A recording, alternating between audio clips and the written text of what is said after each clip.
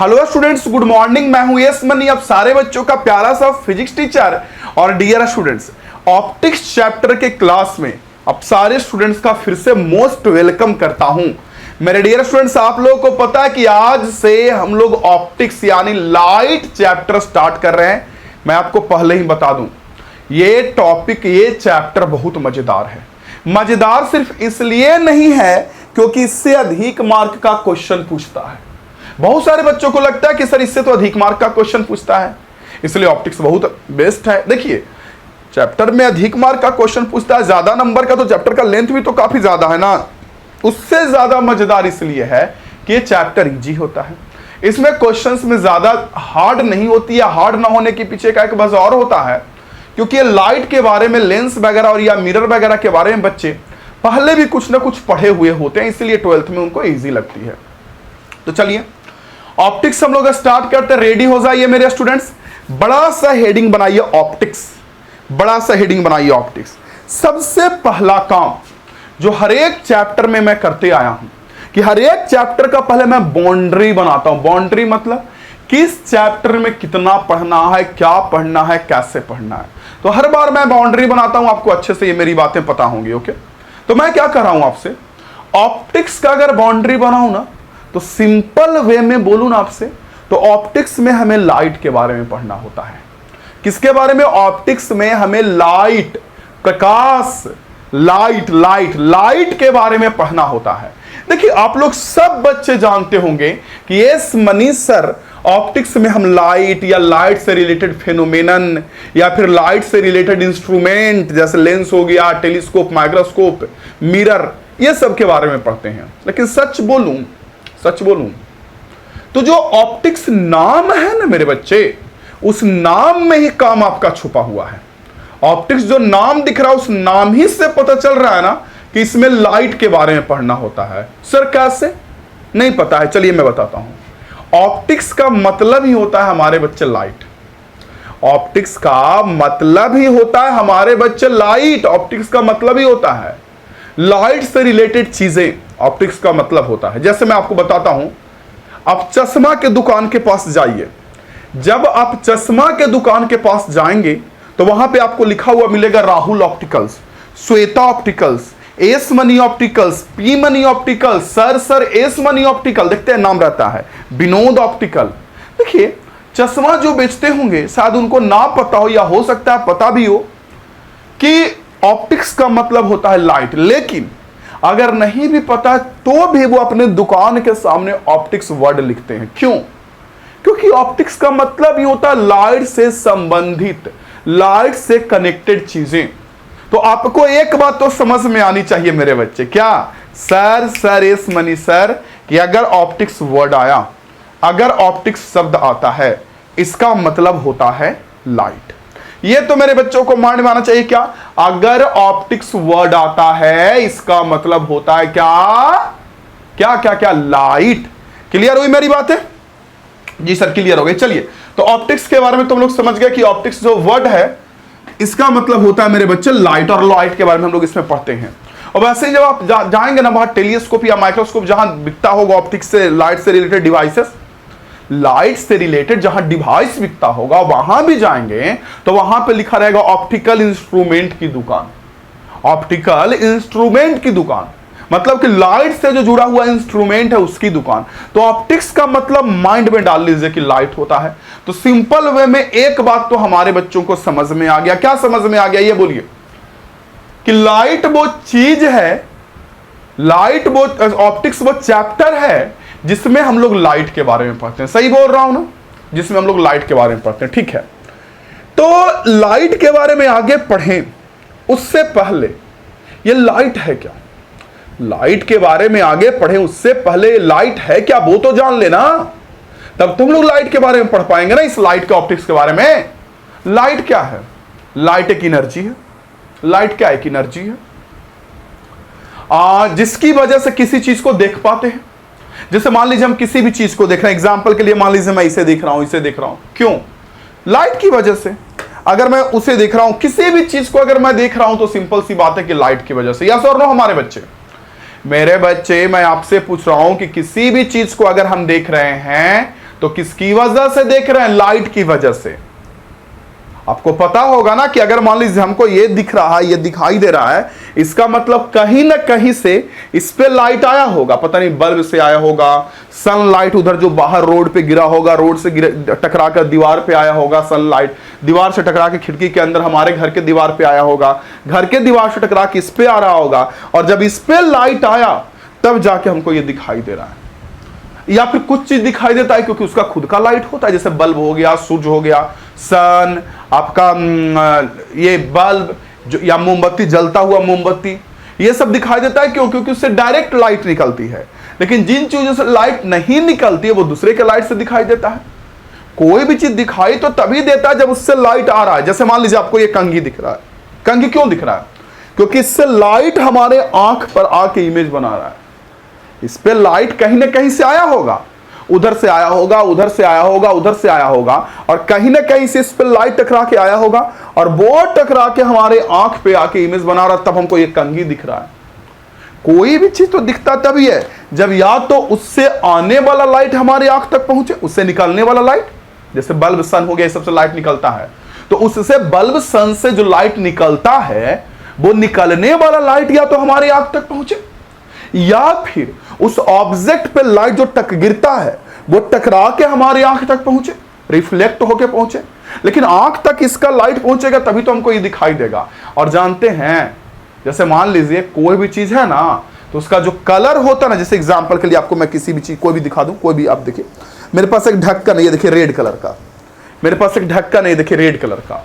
तो कोई भी चीज का जो कलर होता है ना, वो उसके द्वारा अवशोषित यानी एब्सॉर्ब्ड लाइट पर डिपेंड करता है, या उसके द्वारा रिफ्लेक्टेड लाइट पर डिपेंड करता है। किस पर डिपेंड करता है आप बताइए? ये तो आपको समझ में आया हमारे बच्चे, क्या कि आपको चीजें तो तभी दिखाई देंगी जब उससे लाइट टकरा के आपके पास आएगा, और जब आएगा तो आपको दिखाई देंगी। हाँ, तो मैं कह रहा था आपसे स्टूडेंट्स, क्या कि किसी भी चीज का जो कलर होता है ना, वो इस बात पे डिपेंड करता है कि उससे लाइट जो एब्सॉर्ब कर रहा है उस पे डिपेंड करता है, या वो जो लाइट रिफ्लेक्ट कर रहा है उस पे डिपेंड करता है। ये बताइए, जैसे आपको ये रेड दिख रहा है, तो ये रेड क्यों दिख रहा है? क्योंकि इससे लाइट, रेड लाइट टकरा के हमारी आंखों तक आ रही है। हाँ, ये रेड इसीलिए दिख रहा है क्योंकि इस पे आ तो रहा होगा, पता नहीं कौन कौन सा कलर, मुझे नहीं पता कौन सा कलर इस पे आ रहा है। अगर व्हाइट लाइट आ रही होगी तो 7 रंग आ रहा होगा, आपका RYGB जो होता है, रेड, ऑरेंज, येलो, पता होगा, इस पे सब रंग आ रहा है। लेकिन इससे जो टकराकर हमारी आंख तक जो लाइट पहुंच रही होंगी, इससे टकरा के हमारी आंख तक जो लाइट पहुंच रही होंगी, वो लाइट होगा मेरे बच्चे कौन सा? रेड। तो ये भी आप लोग ये छोटा छोटा पॉइंट्स याद रखिएगा, क्या कि किसी भी चीज का जो कलर वगैरह होता है उसके द्वारा रिफ्लेक्टेड लाइट के कलर पे डिपेंड करता है, उससे जो टकरा के लौट रहा है जो, या कोई भी चीज वगैरह दिखाई देता है वो लाइट के कारण ही दिखाई देता है। अगर मान लीजिए कोई चीज ऐसा हो जो किसी भी लाइट को बाहर निकलने ही ना दे, अपने अंदर रख ले, किसी भी चीज को, किसी भी चीज को, तो वो आपको दिखेगा ही नहीं। वो आपको कोई ना कोई किसी भी रेडिएशंस को, किसी भी वेव्स को वो बाहर नहीं निकलने दे रहा है, तो वहां पे प्रॉब्लम होती है। तो खैर उस पर मैं नहीं बात करूंगा ज्यादा, ठीक है। अभी मैं इस पे बात करूंगा ऑप्टिक्स पे, कि ऑप्टिक्स में हम लोग पढ़ते हैं लाइट के बारे में, और लाइट सिंपल शब्द में बोले तो बोले वो चीज है जिसकी वजह से हम देख पाते हैं। लाल, पीला, हरा, निकलते हैं रोड पे तो दिखता है ना आपको, लाल दुकान, पीला दुकान, हरा दुकान, अलग अलग कपड़ा टंगा हुआ है दुकान में, वगैरह वगैरह। तो जो भी चीजें दिख पाते हैं वो लाइट की वजह से। ओके, तो चलिए मेरे बच्चे, पहले ऑप्टिक्स हेडिंग कर लिए तो उसमें लिखिए, अगर ऑप्टिक्स हेडिंग कर लिए तो उसमें लिखिए, ऑप्टिक्स में नीचे लिखिए, it is the branch of physics, लिखिए लिखिए, it is the branch of physics in which a study about the light. It is the branch of physics in which a study about the light and phenomenon related to light, in which we study about the light and phenomenon related to light.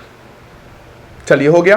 अब light को बढ़िया से समझने के लिए ना मेरे students, थोड़ा सा आपको लाइट के हिस्ट्री को समझना पड़ेगा, थोड़ा सा लाइट के हिस्ट्री को समझना पड़ेगा।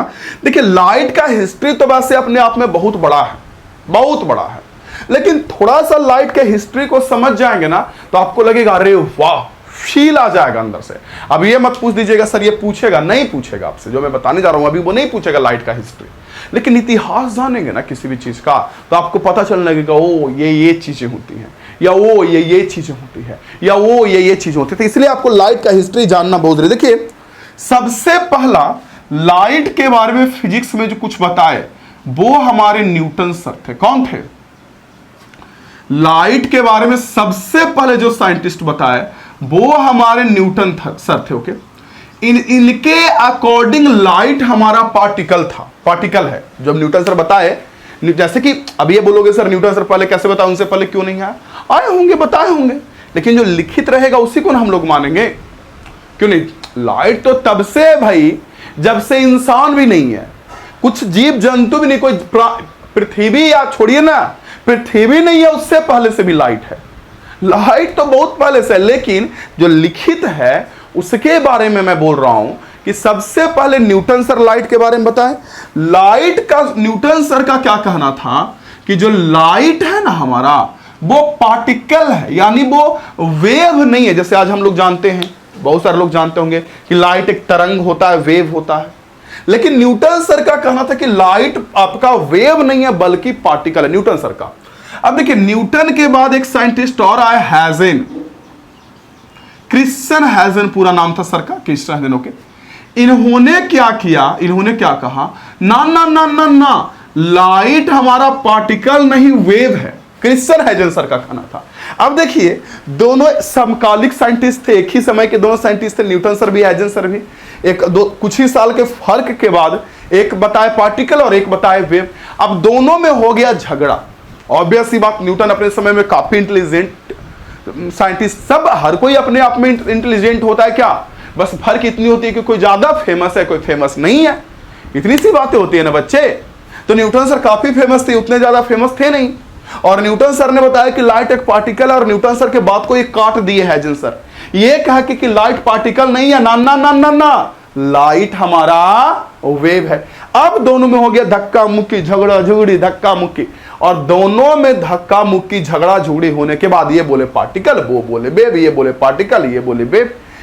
इन्होंने जो थ्योरी बताया था हैजेन सर ने, उसे कहा जाता लाइट वेव थ्योरी, और न्यूटन सर ने जो थ्योरी बताया था उसको कहा जाता कॉर्पस्कुलर थ्योरी। अब चाहे तो लिख भी सकते हैं, या कोई जरूरत नहीं है, लिख भी सकते हैं कॉर्पस्कुलर थ्योरी। देखिए कॉर्पस्कुलर थ्योरी और ये लाइट वेव थ्योरी। ओके,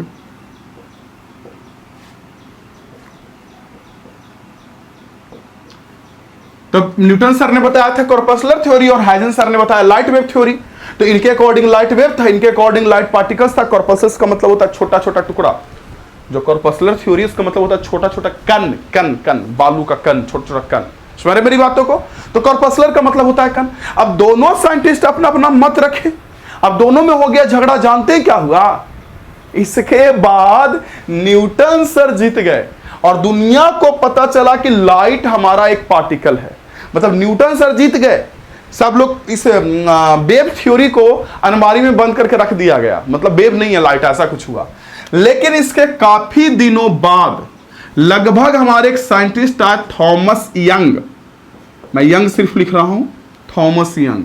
और जब थॉमस यंग सर आए ना, थॉमस यंग, तो इन्होंने एक एक्सपेरिमेंट किया थॉमस यंग सर ने, जिसे कहा जाता है double Young's double slit experiment. आगे जाके पढ़ेंगे, ये सब पढ़ना है सब आपको।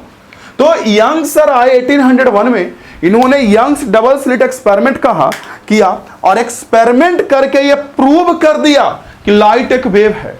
इन्होंने, आप ऐसे बोल सकते हो कि इन्होंने प्रूव कर दिया कि लाइट एक वेव है। प्रूव दैट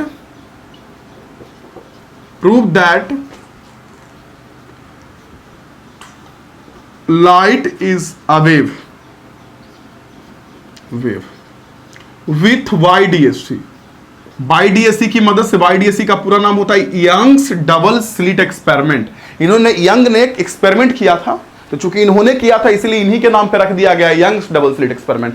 तो यंग सर आए, मैं कह रहा हूं यंग सर आए, और यंग सर आ करके यंग्स डबल स्लिट एक्सपेरिमेंट किए, और यंग्स डबल स्लिट एक्सपेरिमेंट कर करके क्या यंग सर आए, यंग सर ने यंग्स डबल स्लिट एक्सपेरिमेंट किया, और यंग्स डबल स्लिट एक्सपेरिमेंट कर करके इन्होंने क्या किया कि प्रूव किया कि लाइट एक वेव है। जब इन्होंने प्रूव किया ना कि लाइट एक वेव है, तब दुनिया को याद आया है जिन सर, तब दुनिया को याद आया, अच्छा कोई गुजरा हुआ कल था है जिन, जिन्होंने बताया थे कि लाइट एक वेव है। समझ रहे मेरी बात? यानी कि पार्टिकल इनके अकॉर्डिंग इनके अकॉर्डिंग पार्टिकल, इनके अकॉर्डिंग वेव, दोनों में जीत गया पार्टिकल, यानी लाइट पार्टिकल हुआ, फिर से लाइट आ गया वेव।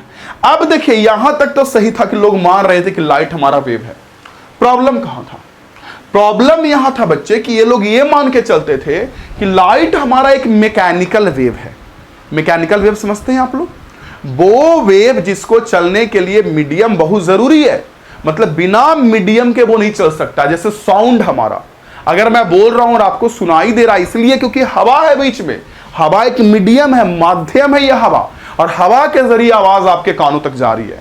अगर कभी ऐसा हो हमारे बच्चे, मैं कह रहा हूं कि अगर कभी ऐसा हो मेरे बच्चे, एग्जाम्पल के लिए, उदाहरण के लिए, कि यहां पे वैक्यूम हो जाए, हवा नहीं रहे, फिर मेरी आवाज आपको सुनाई नहीं देगी।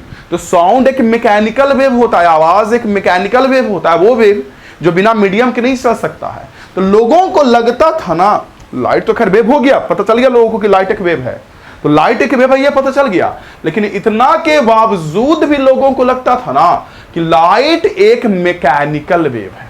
बताइए बताइए बताइए, इतना के बावजूद भी लोगों को लगता था कि लाइट एक कैसा वेव है? बोलिए बोलिए बोलिए। मैकेनिकल वेव, मतलब वो वेव जो बिना मीडियम के नहीं चल सकता है। लेकिन आज हम लोग जानते हैं कि लाइट मैकेनिकल नहीं है, इलेक्ट्रोमैग्नेटिक है। जानते हैं ना हम लोग कि लाइट बिना मीडियम के वैक्यूम में भी चलता है। देखिए ना, सन से लाइट आपके अर्थ पे आता है, हमारे अर्थ पे लाइट आता है सन से, तब बीच में बहुत सारा जगह ऐसा है सन और अर्थ के बीच जहां हवा भी नहीं, कुछ भी नहीं है, फिर भी लाइट आता है ना। तो लाइट बिना मीडियम के चलता है, यानी लाइट जो है वो हमारा इलेक्ट्रोमैग्नेटिक वेव है। लेकिन इन लोगों को लगता था कि मैकेनिकल वेव है। तब जाके साइंटिस्ट, दो साइंटिस्ट आए, एक आए हर्ज और एक आए मैक्सवेल। एक मैक्सवेल और आए और एक हर्ज आए, और मैक्सवेल साइंटिस्ट ने और हर्ज दोनों ने, मैक्सवेल सर ने और हर्ज सर ने, इन दोनों ने प्रूव किया कि लाइट कैसा वेव है? Electromagnetic wave. Light is an electromagnetic wave. Electromagnetic का मतलब वो वेव जो बिना मीडियम के भी चल सकता है, electromagnetic wave. Okay, light is an electromagnetic wave. हर्ज ने भी वही चीजें प्रूव किया कि light is an electromagnetic wave. बस अंतर इतना था कि एक ने एक्सपेरिमेंटली प्रूव किया और एक ने मैथमेटिकली प्रूव किया, लेकिन दोनों ने यही प्रूव किया कि लाइट हमारा एक इलेक्ट्रोमैग्नेटिक वेव है। तो इतना तक तो फिजिक्स सही था, लाइट सही था, कोई दिक्कत नहीं था। लोगों को अब समझ में आने लगा था कि लाइट जो है हमारा वो वेव है, इलेक्ट्रोमैग्नेटिक वेव है, लेकिन वेव है। लेकिन जानते हैं क्या हुआ? इसके बाद एक साइंटिस्ट और एंट्री मारे, मैक्स प्लांक। ये मॉडर्न फिजिक्स की बातें हो रही है। मैक्स प्लांक मॉडर्न साइंस के ये साइंटिस्ट हैं। इन्होंने क्या बताया कि लाइट फिर से हमारा पार्टिकल है। मैक्स प्लांक ने लाइट का नाम फिर बोला कि लाइट फिर से पार्टिकल है। समझ रहे? न्यूटन सर ने लाइट पार्टिकल का नाम रखा था कॉर्पसल्स, इन्होंने लाइट पार्टिकल का नाम रखा फोटोन। आई थिंक मेरे ख्याल से आप सुने होंगे फोटोन का नाम, मुझे लगता है कि आप सुने ही होंगे। तो इनके अकॉर्डिंग लाइट, मैक्स प्लांक के अकॉर्डिंग फिर से लाइट पार्टिकल हो गया, और इनके पार्टिकल का नाम इन्होंने रखा फोटोन, की लाइट फोटोन से मिलकर बना हुआ है। और ताज्जुब की बात तो यह है कि बाद में आए आइंस्टीन साइंटिस्ट, आप लोगों को पता हो क्या, जैसे भी आइंस्टीन होते होंगे, तो बाद में आए मेरे सोके आइंस्टीन, और आइंस्टीन ने प्रूव किया कि सच में लाइट फोटोन से बना हुआ है। ओके, सच में इन्होंने प्रूव किया कि लाइट फोटोन, प्रूव्ड। क्या प्रूव्ड?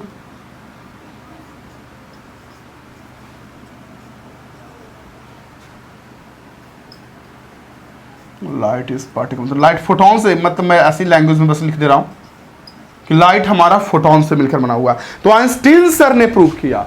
मतलब अब आप मेरी बातों को समझ रहे होंगे कि लाइट के इतिहास कितना अपने आप में उलझा हुआ है। कोई साइंटिस्ट बताए पार्टिकल, कोई बताए वेव, दोनों में पार्टिकल जीत गया। लाइट पार्टिकल से बनकर मिलकर बना हुआ है, उसके पार्टिकल को नाम रखा गया कॉर्पसल्स।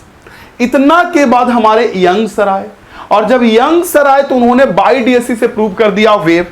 लोगों को लगता था कि लाइट मैकेनिकल वेव है, मतलब बिना मीडियम के नहीं चल सकता, लेकिन ये दोनों भाई साहब जो हमारे सर हैं, इन दोनों ने प्रूव कर दिया कि लाइट हमारा एक इलेक्ट्रोमैग्नेटिक वेव है, मतलब बिना मीडियम के चल सकता है।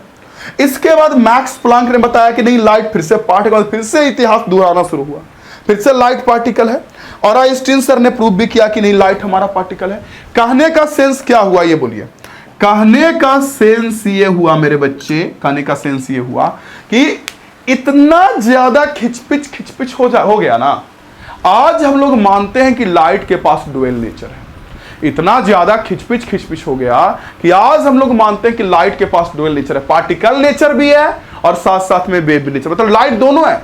लाइट कण भी है, पार्टिकल भी है, लाइट तरंग भी है, वेव भी है, दोनों के दोनों मानकर चलते हैं हम लोग। डुअल नेचर, लाइट के पास डुअल नेचर। और देखिए, कोई भी थ्योरी कब तक सही रहता है? कोई भी थ्योरी तो तब तक ना सही रहता है मेरे बच्चे, जब तक वो किसी चीज को फॉलो कर रहा है। जैसे मान लीजिए कोई साइंटिस्ट ने किसी चीज को खोजा, तो कोई साइंटिस्ट किसी चीज का खोज किए, खोज करने के बाद क्या हुआ कि अगर वो चीजों को फॉलो कर रहा है, अगर वो चीजों को फॉलो कर रहा है, इट मीन सही है, कोई दिक्कत नहीं, इट मीन सही है, कोई दिक्कत नहीं है। लेकिन अगर वो चीजों को फॉलो करना बंद कर दिया, अगर वो चीजों को फॉलो करना बंद कर दिया, इसका मतलब ये हुआ कि वो थ्योरी गलत है। तो आज जो हम लोग मान रहे हैं कि लाइट डुअल नेचर का है, हो सकता है हम लोग जब चले जाएं भगवान के पास और 100, 200, 400 साल के बाद कोई नया खोज हो, सब दिन नहीं ना रहेंगे हम लोग, तो 400 साल के बाद कोई नया खोज हो जिसमें पता चले कि लाइट ना पार्टिकल ना वेव है, कोई गिरगिट है जो रंग बदलता है अपना ये भी तो वो पता नहीं आगे जाके क्या खोज होगा। तो कोई भी साइंस का थ्योरी लॉ तो सही तब तक माना जाता है जब तक चीजों फॉलो हो रही है। वो चीजों को फॉलो करना बंद कर दिया, कोई नया चीज खोज हुआ और वो चीजों को अगर उस चीज नई चीज को फॉलो नहीं कर रहा है, तो समझिए कि आपका वो फिर गलत हो जाता है। उससे बेस्ट थ्योरी आता है तो हम लोग उस पीछे वाले को छोड़ देते हैं, नए वाले को अपना लेते हैं। यही तो होते आया है सब दिन। तो चलिए मेरे बच्चे, ठीक है, कोई बात नहीं। तो आप लोग लिख लिए ऑप्टिक्स के बारे में, ठीक है। अब आप क्या कीजिए, हिस्ट्री ऑफ लाइट लिख के जरा इसे नोट कर लीजिए। हिस्ट्री ऑफ लाइट लिख के नोट कीजिए। और ये हिस्ट्री इसी को फील दिलवाने के लिए बताए थे कि लाइट हमारा पार्टिकल भी माना जाता है और एज वेल, नोट कीजिए, आप नोट कीजिए, एज वेल एज वेव भी हमारा लाइट माना जाता है। सच बोलूं तो लाइट जब चलता है ना, तो चलते वक्त लाइट को वेव के जैसा ट्रीट किया जाता है, तरंग के जैसा, वेव। और जब किसी ऑब्जेक्ट से, किसी मेटल से टकराता है तो उसको पार्टिकल के जैसा माना जाता है, लाइट को फोटोन पार्टिकल के जैसा। ओके, तो पहले इस हिस्ट्री को नोट कीजिए और उसके बाद नीचे मैं लिखा दूंगा। पहले इसको नोट कीजिए, मैं साइड हटता हूं, जल्दी नोट कीजिए। तो यस, नोट कर लिए मेरे बच्चे? भाई नोट किए, लिखिए। अब नोट किए तो ये नोट कर लिए तो नीचे नोट करके लिखिए। नाउ ए डे मतलब आज के दिन हम लोग जो बिलीव करते हैं, नोट करके लिखिए। Now a day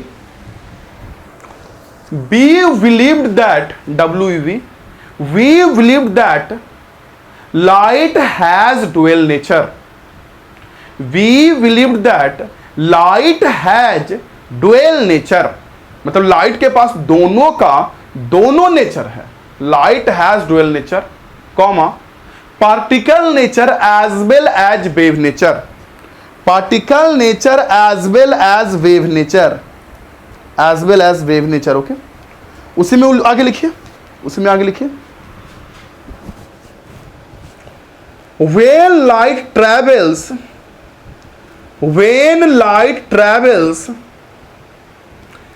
then it acts as wave. when light travels, जब लाइट चलती है, then it acts as wave. but when strike with metal, what when strike मतलब टकराना, okay, what when strike with metal, then it behaves like as a particle, then it behaves like a particle। तो जब light चलती है तो वो आपको क्या होता है, पार्टिकल के जैसा बिहेव करता है। ओके, चलिए मेरे बच्चे, इतना तो जान गए? जी सर जान गए। और ये भी हमारे बच्चों को समझ में आ गया ओके कि लाइट जो है हमारा, वो लाइट ऑप्टिक्स नहीं, लाइट है। ये लाइट हमारा पार्टिकल भी एज वेल एज वेव भी है। अच्छा मुझे एक बात बताइए हमारे बच्चे, लाइट हमारा पार्टिकल वेव दोनों है, लाइट के पार्टिकल को क्या नाम दिए हम लोग? अभी हम लोग नाम क्या देते हैं? लाइट जो पार्टिकल है उसका क्या नाम देते हैं हम लोग? उसका नाम देते हैं हम लोग फोटोन, आपको पता है। और लाइट जो हमारा वेव है, वेव, इसका क्या नाम देते हैं ये बताइए? लाइट जो हमारा वेव है इसका क्या नाम देते हैं? Electromagnetic wave. सही बोल रहा हूं ना, इलेक्ट्रोमैग्नेटिक वेव। लाइट हमारा इलेक्ट्रोमैग्नेटिक वेव है, मतलब वो वेव जो बिना मीडियम के भी चल सके। मीडियम में भी जाएगा, बिना मीडियम के भी जा सकता है। लाइट हमारा इलेक्ट्रोमैग्नेटिक वेव है। क्लियर। एक बहुत इंपॉर्टेंट ना, मुझे आपको कॉन्सेप्ट बतानी है, बहुत इंपॉर्टेंट। कौन सा? अच्छा, साउंड कैसा वेव है, उस कॉन्सेप्ट को समझने के लिए मुझे एक बात बताइए। एक सेकेंड, सॉरी। हाँ, उस कॉन्सेप्ट को समझने के लिए मुझे एक बात बताइए कि साउंड कैसा वेव है। साउंड अगर आपसे पूछे तो मैकेनिकल। साउंड तो हमारा मैकेनिकल वेव है ना भाई, जो बिना मीडियम के नहीं चल सकता, जिसको चलने के लिए मीडियम चाहिए ही चाहिए, तो मैकेनिकल। लाइट कैसा वेव है? जो बिना मीडियम के चले। लाइट कौन सा वेव है? वो जो बिना मीडियम के चले। अच्छा, बिना मीडियम के चल रहा है तो इसका नाम तो नॉन मैकेनिकल रख सकते थे। जब लाइट बिना मीडियम के चल रहा है तो इसका नाम हम लोग नॉन मैकेनिकल रख सकते थे ना, इलेक्ट्रोमैग्नेटिक क्यों रखा जाता है? चलिए मैं आपको बता देता हूं। लाइट जब चलता है ना तो इसके चारों ओर इलेक्ट्रिक फील्ड भी होता है और as well as magnetic field का भी वेक्टर होता है, दोनों होता है। फिर से मैं कह रहा हूं, जब लाइट चलता है या कोई भी इलेक्ट्रोमैग्नेटिक वेव चलता है, जैसे एक्सरे हो गया आपका माइक्रोवेव या जो भी आपका इलेक्ट्रोमैग्नेटिक वेव अगर चलता है, तो उसके चारों ओर इलेक्ट्रिक फील्ड भी होता है और as well as magnetic field भी होता है। इसलिए उसका नाम रखा गया इलेक्ट्रोमैग्नेटिक वेव। और लाइट आपका इलेक्ट्रोमैग्नेटिक वेव है और वो चलता है बिना मीडियम से। सारा इलेक्ट्रोमैग्नेटिक वेव बिना मीडियम के आपका चल सकता है, जैसे एक्सरे हो गया, गामा रे हो गया, ये सारा इलेक्ट्रोमैग्नेटिक वेव है आपका, तो बिना मीडियम के चल सकता है। अब देखिए मैं बातें क्यों बता रहा हूं, जानते हैं? अगर आपसे कोई पूछेगा कि लाइट पार्टिकल है, पार्टिकल को क्या बोलते हैं? बोलिएगा फोटोन। लाइट पार्टिकल है, पार्टिकल को क्या बोलते हैं? बोलिएगा फोटोन। अगर आपसे कोई पूछेगा कि लाइट वेव है, कौन सा वेव है? बोलिएगा इलेक्ट्रोमैग्नेटिक वेव। लेकिन जानते हैं लाइट इलेक्ट्रोमैग्नेटिक वेव तो है, लेकिन ऑप्टिक्स चैप्टर में ना लाइट को सिर्फ और सिर्फ इलेक्ट्रिक वेव माना जाता है, ना कि इलेक्ट्रोमैग्नेटिक वेव। मैं क्या बोला? मैं बोला कि लाइट तो हमारा इलेक्ट्रोमैग्नेटिक वेव है, नो डाउट, लेकिन ऑप्टिक्स चैप्टर में ना लाइट को सिर्फ और सिर्फ इलेक्ट्रिक वेव माना जाता है, ना कि इलेक्ट्रोमैग्नेटिक वेव। क्यों पूछिए? नहीं पूछिए, क्यों पूछिए? सर लाइट तो है इलेक्ट्रोमैग्नेटिक वेव, तो इसे इलेक्ट्रिक वेव ही सिर्फ क्यों मानते हैं ऑप्टिक्स में? बताइए, पूछिए सर क्यों? चलिए मैं बताता हूं क्यों। जानते हैं ऑप्टिक्स चैप्टर में हम लोग लाइट के बारे में क्या करते हैं? लाइट से इमेज बनाते हैं, लाइट के कलर को देखते हैं, रेड, येलो वगैरह वगैरह, माइक्रोस्कोप, टेलीस्कोप, यही सब करते हैं ना। तो ये जितना भी घटना घट रहा है लाइट को देखने वाला, वो सब के सब लाइट के इलेक्ट्रिक बिहेवियर के कारण होता है, ना कि मैग्नेटिक बिहेवियर के कारण। जैसे आप लाइट को देख रहे हैं, इमेज कहीं बना तो देख रहे हैं, तो इमेज भी देख रहे हैं तो वो लाइट ही ना होता है, वो क्या होता है? वहां से लाइट आता है, आपको दिखता है। इमेज भी कहीं बन रहा है तो वहां से तो लाइट ही आता है और आपको दिखता है। तो मैं कह रहा हूं आपसे कि किसी भी चीज को आप देखते हैं तो हमारा जो ह्यूमन रेटिना, आंख जो किसी चीज को देखता है, वो उसके लाइट के इलेक्ट्रिक बिहेवियर, इलेक्ट्रिक वाला गुण के कारण देख पाता है, ना कि मैग्नेटिक वाला गुण। मैग्नेटिक वाला गुण के कारण नहीं देख पाता है, ना ना ना ना ना, ओनली इलेक्ट्रिक वाले गुण के कारण। हमारा जो रेटिना होता है ना, वो मैग्नेटिक प्रॉपर्टी के लिए सेंसिटिव ही नहीं होता है। हमारा रेटिना उसके लिए सेंसिटिव नहीं होता, उसको वो जज ही नहीं कर पाता है। इसीलिए ऑप्टिक्स में लाइट को only and only electric wave मानते हैं। सबको मैं लिखवा दिए देता हूं, वेट कीजिए। तो पहला पॉइंट मैंने क्या बोला कि लाइट है तो हमारा इलेक्ट्रोमैग्नेटिक वेव, देखिए इलेक्ट्रोमैग्नेटिक वेव, लेकिन ऑप्टिक्स चैप्टर में लाइट को हम लोग सिर्फ और सिर्फ इलेक्ट्रिक वेव मानते हैं। आप लोग इसे नोट कीजिए, इसे नोट कर लीजिए, इसे कम से कम यहां जो मैंने लिखा है उसे नोट कीजिए। तो ऑप्टिक्स में हम लोग लाइट को सिर्फ और सिर्फ इलेक्ट्रिक वेव मानते हैं। क्लियर क्लियर क्लियर मेरे बच्चे, क्लियर। चलिए ठीक है, दूसरा पॉइंट कि जब आप पढ़ेंगे ना फिजिक्स में ऑप्टिक्स चैप्टर, तो बहुत जगह पर ना एक शब्द लिखा हुआ मिलेगा मोनोक्रोमैटिक लाइट। बहुत जगह पे एक शब्द लिखा हुआ मिलेगा मोनोक्रोमैटिक लाइट। ये मोनोक्रोमैटिक लाइट क्या होता है बताइए? तो जानते हैं monochromatic light?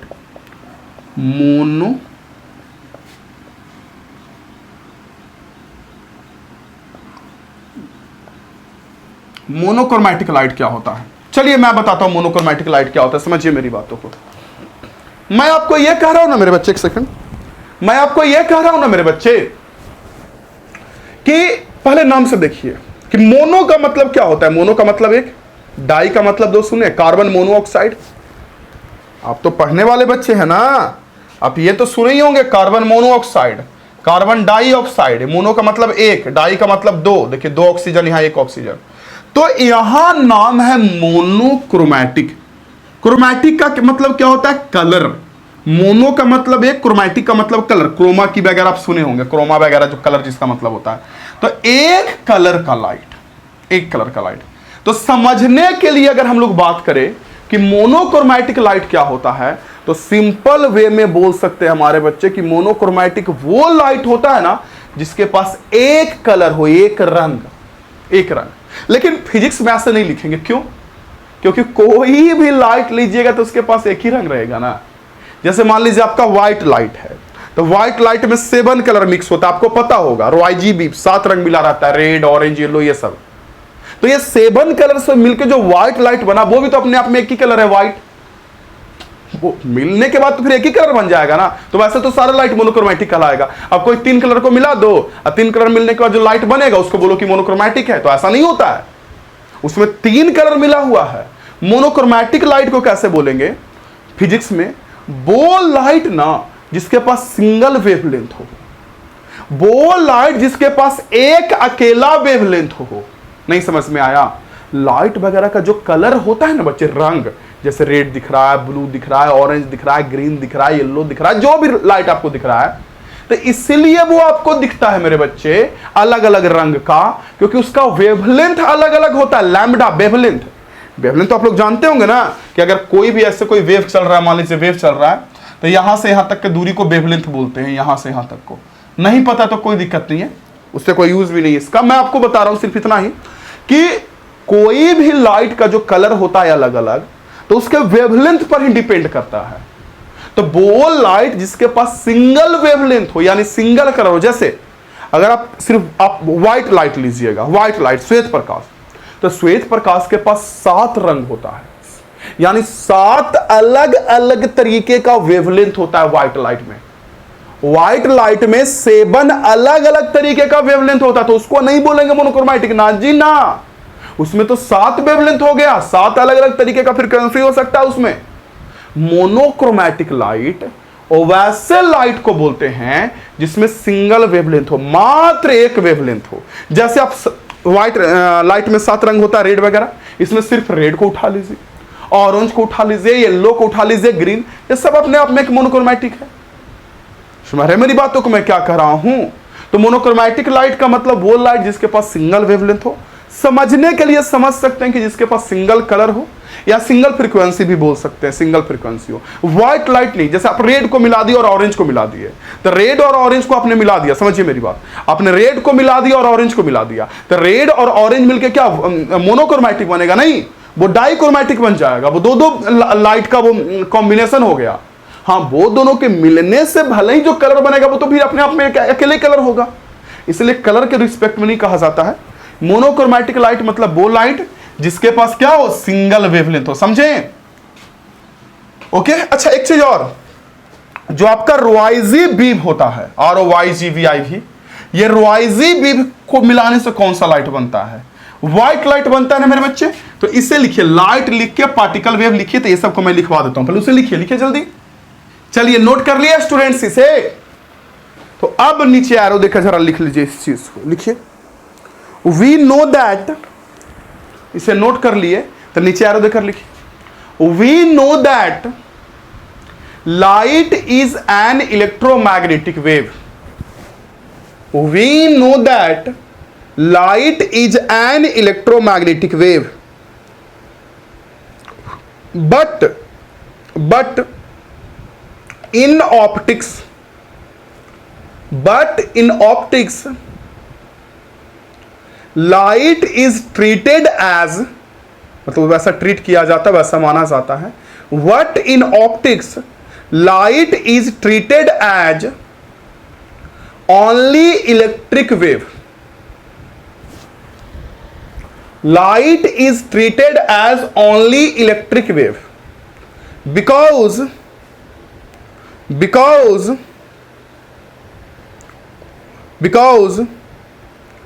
we can see light,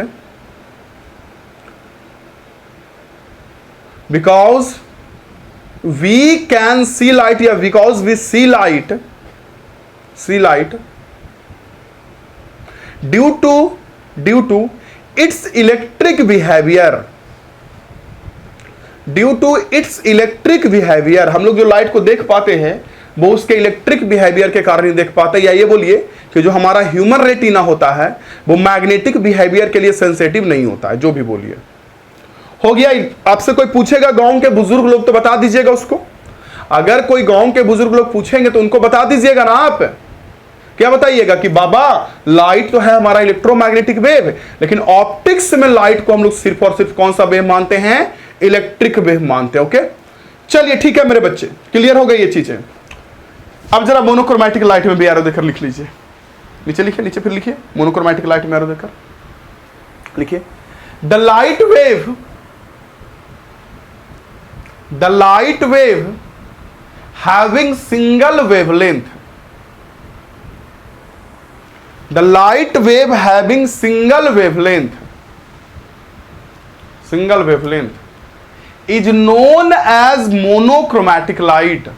single wavelength या फ्रीक्वेंसी भी लिख सकते हैं, स्लैश देके, सिंगल वेवलेंथ स्लैश फ्रीक्वेंसी, ऐसे इस तरीके से होता है ना, वेवलेंथ के बाद ऐसे लिख के फ्रीक्वेंसी लिख सकते हैं।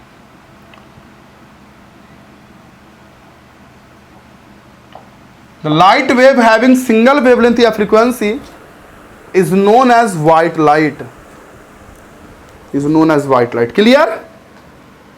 जी सर क्लियर। चलिए अच्छी बात है, आगे देखते हैं। इसके बाद जो is known as monochromatic light, sorry white light लिखा दिया, monochromatic light, the light wave having single wavelength of frequency is known as monochromatic light. Okay, आगे लिखिए अगला, combination of VIBGYOR,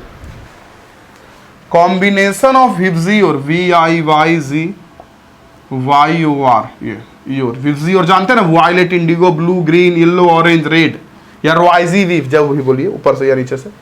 combination of VIBGYOR is known as white light, नीचे वाले line में लिखना है, इसके बाद नीचे लिखना है, combination of VIBGYOR is known as white light.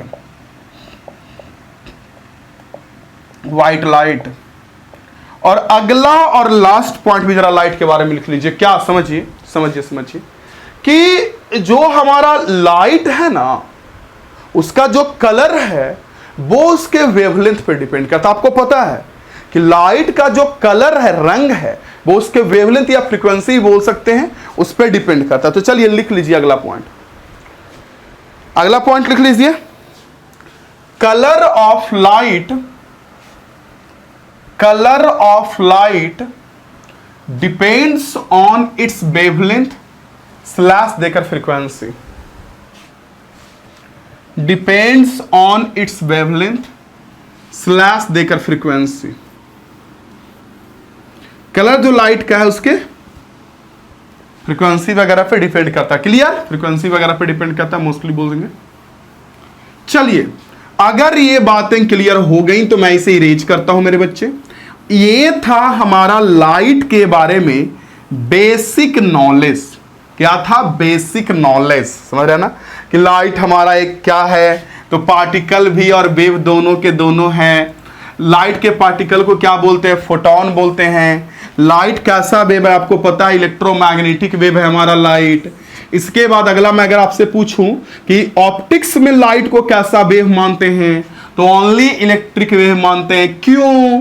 क्योंकि ह्यूमन रेटिना मैग्नेटिक बिहेवियर के लिए सेंसिटिव नहीं होता है। मैं कह रहा हूं ह्यूमन रेटिना मैग्नेटिक बिहेवियर के लिए सेंसिटिव नहीं होता है, इसलिए लाइट को हम लोग सिर्फ और सिर्फ इलेक्ट्रिक वेव मानते हैं। और आपका मोनोक्रोमैटिक लाइट क्या होता है, सिंगल फ्रीक्वेंसी या सिंगल वेव के वेवलेंथ के वेव को हम लोग बोलते हैं मोनोक्रोमैटिक लाइट। मोनोक्रोमैटिक लाइट के बाद आपका मैंने बताया लाइट का कलर किस पे डिपेंड करता है, तो फ्रीक्वेंसी पे डिपेंड करता है या वेवलेंथ बोल सकते हैं, उस पे डिपेंड करता है। चलिए इतना पढ़ लिया। अब आपको पता है कि जो लाइट है ना उसको दो पार्ट में बांटा जाता है ऑप्टिक्स चैप्टर को, एक रे ऑप्टिक्स और एक वेव ऑप्टिक्स। जो पीछे के क्लासेस में आप लोग पढ़े होंगे कि लाइट हमारा सीधे जाता है, पढ़े हैं आप? पीछे के क्लासेस में आप पढ़े होंगे कि लाइट हमारा स्ट्रेट लाइन में जाता है, तो वो पढ़ते हैं रे ऑप्टिक्स। और लाइट का जो वेव वाला फेनोमेनन होता है वो पढ़ते हैं वेव ऑप्टिक्स में। तो ऑप्टिक्स हमारा दो भाग में अब बढ़ जाएगा, एक हमारा रे ऑप्टिक्स और एक हमारा वेव ऑप्टिक्स। ये देखिए ऑप्टिक्स हमारा दो भाग में बढ़ जाएगा। कौन कौन, बताइए बताइए बताइए। एक हमारा रे ऑप्टिक्स, ये देखिए एक हमारा रे ऑप्टिक्स, दूसरा हमारा वेव ऑप्टिक्स। ये देखिए एक रे ऑप्टिक्स और सेकंड जो हमारा ऑप्टिक्स का पार्ट है मेरे बच्चे, ये हमारा वेव ऑप्टिक्स है। देखिए वेव ऑप्टिक्स दो पार्ट में बट गया। ओके, हम लोग रे ऑप्टिक्स खत्म करेंगे फिर वेव ऑप्टिक्स खत्म करेंगे। ओके, रे ऑप्टिक्स में कौन कौन सा टॉपिक पढ़ना है, जरा मैं बाउंड्री बांधू। बाउंड्री बांधना बहुत जरूरी है, उससे कॉन्फिडेंस मिलता है ना। जब बाउंड्री बंधा जाता है किसी चैप्टर का तो लगता है अच्छा हाँ इसमें ये पढ़ रहे हैं, इतना खत्म हुआ, इतना बाकी है, इतना बाकी है, तो ऐसे करके पढ़ेंगे। तो बाउंड्री बांधना बहुत जरूरी होता है। देखिए रे ऑप्टिक्स अगर बाउंड्री बांधो तो इसमें क्या क्या पढ़ना होता है वो समझिए। सबसे पहले तो रे ऑप्टिक्स में जो पढ़ना होता है वो है रिफ्लेक्शन ऑफ लाइट। नाम सुने कि नहीं, सच सच बोलिएगा। रिफ्लेक्शन ऑफ लाइट, जी सर सुने हैं, इसको नहीं कैसे सुनेंगे sir, reflection of light. Reflection के बाद नंबर 2 में क्या पढ़ना होता है बताइए, आप सोचिए। Mirror, plane mirror, spherical mirror, ये सब मिरर। नंबर 3 में आप बता दीजिए, आपके नाम का ताली बजाऊंगा, बताइए नंबर 3 में ऑप्टिक्स में क्या पढ़ना होता होगा बताइए, आपके नाम का ताली बजाऊंगा। रिफ्रैक्शन ऑफ लाइट, बहुत बढ़िया, रिफ्रैक्शन ऑफ लाइट। अच्छा और क्या पढ़ना होगा इसके बाद बताइए बताइए बताइए बताइए बताइए। रिफ्रैक्शन ऑफ लाइट के बाद जो 4 नंबर में हम लोग पढ़ते हैं मेरे बच्चे, 4 नंबर में रिफ्लेक्शन, मिरर, रिफ्रैक्शन। रिफ्रैक्शन के बाद जो 4 नंबर में हम लोग पढ़ेंगे वो पढ़ेंगे हमारा refraction at curve surface. Refraction at curve surface, अगला कर्व सरफेस। पहले प्लेन सरफेस तो पढ़ ले तब तो कर्व पढ़ेंगे, पहले प्लेन ही कर लेते, कोई पहले पढ़िए कोई दिक्कत नहीं है। Refraction at plane surface. अच्छा इसके बाद क्या पढ़ते हैं, इसके बाद रिफ्रैक्शन प्लेन सरफेस के बाद रिफ्रैक्शन एट कर्व सरफेस। इसी कर्व सरफेस में लेंस आ जाता है, रिफ्रैक्शन एट कर्व सरफेस। ये देखिए कर्व सरफेस इसी में आ जाता है। अच्छा अगला पार्ट अगर मैं दिखाऊं रिफ्रैक्शन एट कर्व सरफेस के बाद नेक्स्ट, तो अगला हम लोग को लेंस वगैरह, लेंस लिख देता हूं, इसी में लेंस आता है, कर्व में ही लेंस आ जाता है। इसके बाद क्या पढ़ना होता है बताइए, तो लेंस के बाद क्या पढ़ना होता है, लेंस के बाद पढ़ना होता है ऑप्टिकल इंस्ट्रूमेंट, पता ही होगा आपको, जिसमें आप लोगों को पढ़ना क्या रहेगा बताइए बताइए बताइए, माइक्रोस्कोप, टेलीस्कोप वगैरह वगैरह। अच्छा और इसके बाद क्या पढ़ना होता होगा सोचिए, और क्या पढ़ना होता है ऑप्टिक्स में। इसके बाद पढ़ना होता होगा ह्यूमन आई, मानव नेत्र। इसके बाद ह्यूमन आई के बाद क्या पढ़ना होता है मेरे बच्चे, ह्यूमन आई के बाद प्रिज्म वगैरह मैं लास्ट में पढ़ाता हूं। तो इतना टॉपिक हम लोग रे ऑप्टिक्स में पढ़ेंगे। देखिए लाइट का रिफ्लेक्शन, जिसमें लाइट आता है टकरा के जाता है, मिरर वगैरह, spherical mirror, plane mirror, refraction light का कि एक मीडियम से आता है और दूसरे मीडियम में चला जाता है ट्रांसपेरेंट रहने के कारण।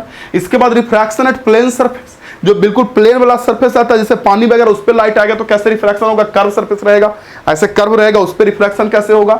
लेंस में, ऑप्टिकल इंस्ट्रूमेंट में हम लोग पढ़ेंगे टेलीस्कोप, माइक्रोस्कोप, इसमें आंख के बारे में, इसमें प्रिज्म वगैरह के बारे में। लेकिन वेव ऑप्टिक्स में क्या क्या पढ़ना होता है ये बताइए। चलिए मैं बताता हूं, सुनिए। लाइट को सबसे पहले कौन बताए थे? न्यूटन। न्यूटन सर क्या बताया? लाइट क्या है?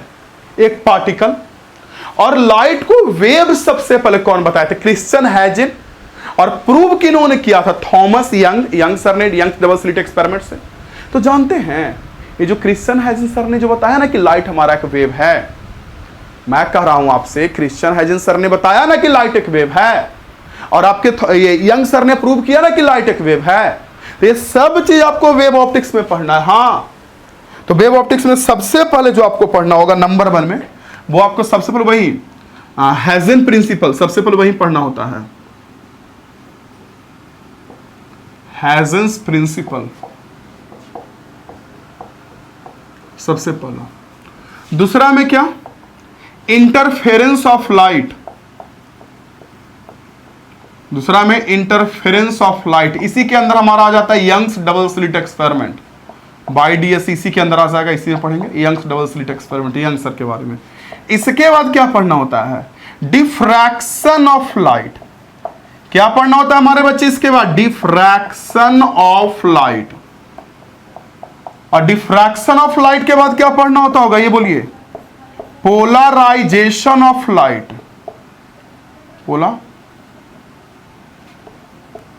पोलराइजेशन ऑफ लाइट, ये देखिए।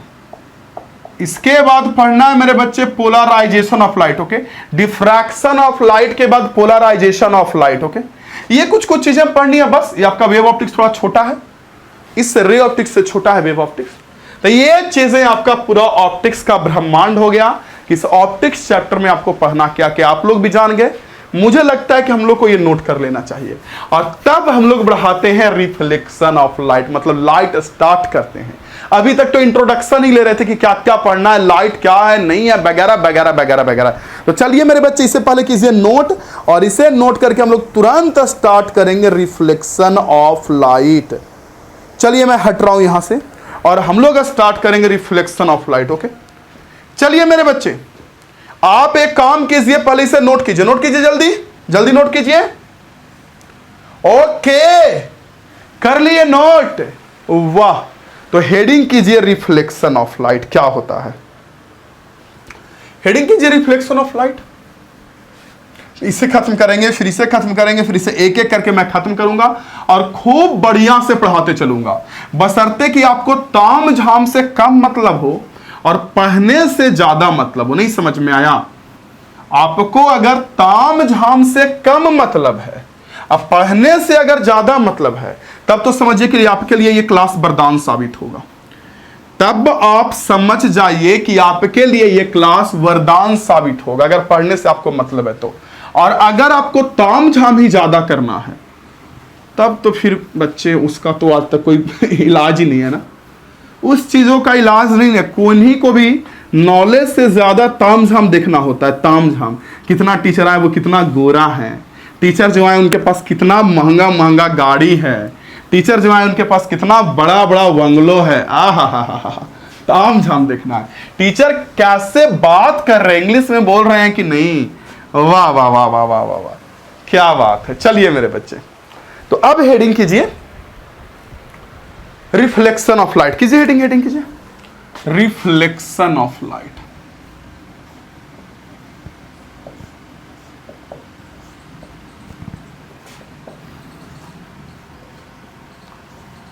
रिफ्लेक्शन ऑफ लाइट क्या होता है? ये रिफ्लेक्शन ऑफ लाइट, ये बताइए सबसे पहले। ये रिफ्लेक्शन ऑफ लाइट क्या होता है सबसे पहले ये बताइए, जल्दी बताइए, मुझे क्या लगता है आपको रिफ्लेक्शन ऑफ लाइट क्या होता है? बताइए बताइए भाई। आपको ये नहीं पता है, पता होना चाहिए, ये बहुत आसान चीज है। आप लोग पढ़े होंगे, बस मैं आपके जानकारी के लिए बता रहा हूं, रिवीजन के लिए। आपको पता होगा कि अगर कोई हमारे पास सरफेस है, देखिए रिफ्लेक्शन ऑफ लाइट में आपको पता होगा कि अगर हमारे पास कोई सरफेस है और इस सरफेस पे अगर लाइट आ रही है तो आने के बाद ये टकरा के जाएगा, आपको पता है, जो आया है वो जाएगा, पता है ना। तो अगर इस सरफेस पे लाइट आ रही है तो टकरा के लाइट चला जाएगा, इधर से रिटर्न हो जाएगा। हर जगह से लाइट टकरा के लौटता है तो लाइट रिटर्न हो जाएगा। और जब रिटर्न होगा आपका लाइट, समझिए, आपका लाइट जब रिटर्न होगा मेरे बच्चे, तो इसी फेनोमेनन को बोलते हैं हम लोग रिफ्लेक्शन ऑफ लाइट। आपको पता ही होगा, बाउंसिंग बैक ऑफ लाइट सुने होंगे कि जब लाइट आता है किसी सरफेस से स्ट्राइक करता है फिर उसी मीडियम में रिटर्न होकर चला जाता है, इसको बोलते हैं रिफ्लेक्शन। ओके, अच्छा, आने वाला रे को क्या बोलते हैं? जो रे आ रहा है उसको क्या बोलते हैं? हाँ, इंसिडेंट रे। बहुत बढ़िया मेरे शेर। जो लाइट आ रहा है उसे बोलते हैं इंसिडेंट रे। अच्छा, जो जा रहा है उसे क्या बोलते हैं? Reflected ray. ये सब तो पता ही होगा आपको ना, आपके रिवीजन के लिए पढ़ा रहा हूं ना। कुछ बच्चे बोलेंगे अच्छा छोड़ दीजिए ना, काला इसको पढ़ा रहे। जानते हैं बच्चे, हम इसको छोड़ सकते हैं, लेकिन जानते कहानी छोड़ते हैं। एक तो देखिए, सब कुछ बच्चे हमारे यहाँ ऐसे भी होते हैं, ऐसे भी आते हैं जिनको काफी बेसिक से पढ़ना होता है। तो बाहर पढ़ना तो सबको होता है, लेकिन वो नया नया जगे हुए होते हैं, नया नया जागते हैं। जैसे बहुत सारे लोग, क्या होता है कि पढ़ना तो ये सब नीचे के क्लासेस में भी है, लेकिन लोग जागते नहीं है उतना से। तो 12th में जाके बहुत सारे लोग जागते हैं कि यस मनीष सर बोले कि फिजिक्स पढ़ाएंगे, बहुत बढ़िया पढ़ाएंगे, तो लोग जाग जाते हैं, मुंह पे पानी मार मार के अपने आप को जगाते हैं। तो उनके लिए भी जरूरी होती है।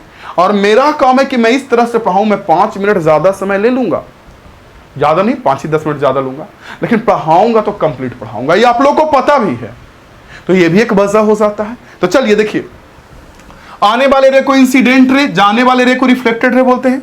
अच्छा, जहां लाइट टकराया, इस पॉइंट को क्या बोलते हैं ये बताइए? जहां लाइट टकराया इसको, इस पॉइंट को क्या बोलते हैं? कुछ बच्चे बोलेंगे नॉर्मल। अरे भैया ना, इसको बोलते हैं point of incidence. Point of incidence इसको बोलते हैं, पता है ना जी। और यहां जो परपेंडिकुलर खींचते हैं इसे क्या बोलते हैं ये बताइए? यहां पॉइंट ऑफ इंसिडेंस जो हमारा पॉइंट ओ है, इस पे जो हाँ बिल्कुल सही है, तो जानते होंगे, इसको बोलते हैं नॉर्मल। इस परपेंडिकुलर को हम लोग क्या बोलते हैं? इसको हम लोग बोलते हैं नॉर्मल। सही लिख दिया क्या?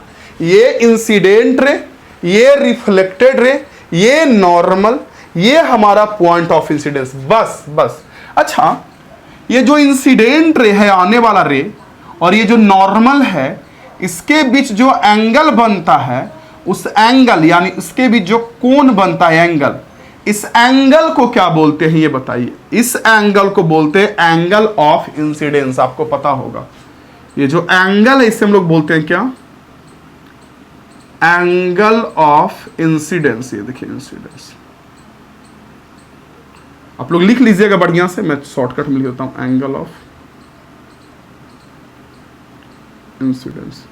अच्छा, एक बात और बताइए, ये जो जाने वाला रे और नॉर्मल है, उसके बीच जो एंगल बनता है उसे आर से दिखाते हैं, और इसे क्या कहा जाता है? Angle of reflection. आपको पता होगा, एंगल ऑफ रिफ्लेक्शन, रिफ्लेक्शन। तो इसे बोलते हैं हम लोग एंगल ऑफ रिफ्लेक्शन। ओके, ठीक है। तो यही आपका सिंपल सा होता है मेरे बच्चे। रिफ्लेक्शन आपको पता भी होगा। रिफ्लेक्शन ये कहता है कि अगर किसी सरफेस पे लाइट आएगा, अगर आया है तो वहां से टकरा के जाएगा भी, और आया है तो टकरा के जाएगा भी, और इसी घटना को हम लोग बोलते हैं मेरे बच्चे, आपका जो देख रहे हैं, इसी घटना को हम लोग बोलते हैं रिफ्लेक्शन ऑफ लाइट। आने वाले रे को इंसिडेंट रे, जाने वाले रे को रिफ्लेक्टेड रे, और वहां जो परपेंडिकुलर खींच रहे हैं उसे हम लोग क्या बोलते हैं? उसे हम लोग बोलते हैं मेरे बच्चे नॉर्मल। ये आपको पता होगा, ये कोई बहुत बड़ी बात नहीं है, और वैसे भी स्टूडेंट्स बहुत हार्ड चीजें थोड़ी नहीं है। तो जल्दी से रिफ्लेक्शन ऑफ लाइट लिख के लिखिए, तो जरा इसे हेडिंग कीजिए, रिफ्लेक्शन ऑफ लाइट का डिफिनेशन लिख के आगे बढ़ते हैं। जल्दी से जल्दी पढ़ लेते हैं, क्योंकि सब छोटी छोटी चीजें हैं।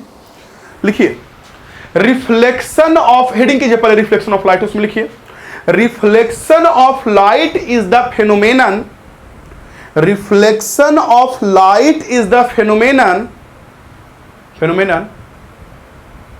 reflection of light is the phenomenon of bouncing back of light, phenomenon of bouncing back of light, bouncing back मतलब टकरा के लौटना, bouncing back of light, in the same medium, जिससे आया उसी में टकरा के जाएगा ना, तो लिखे reflection of light is the phenomenon of bouncing back of light in the same medium,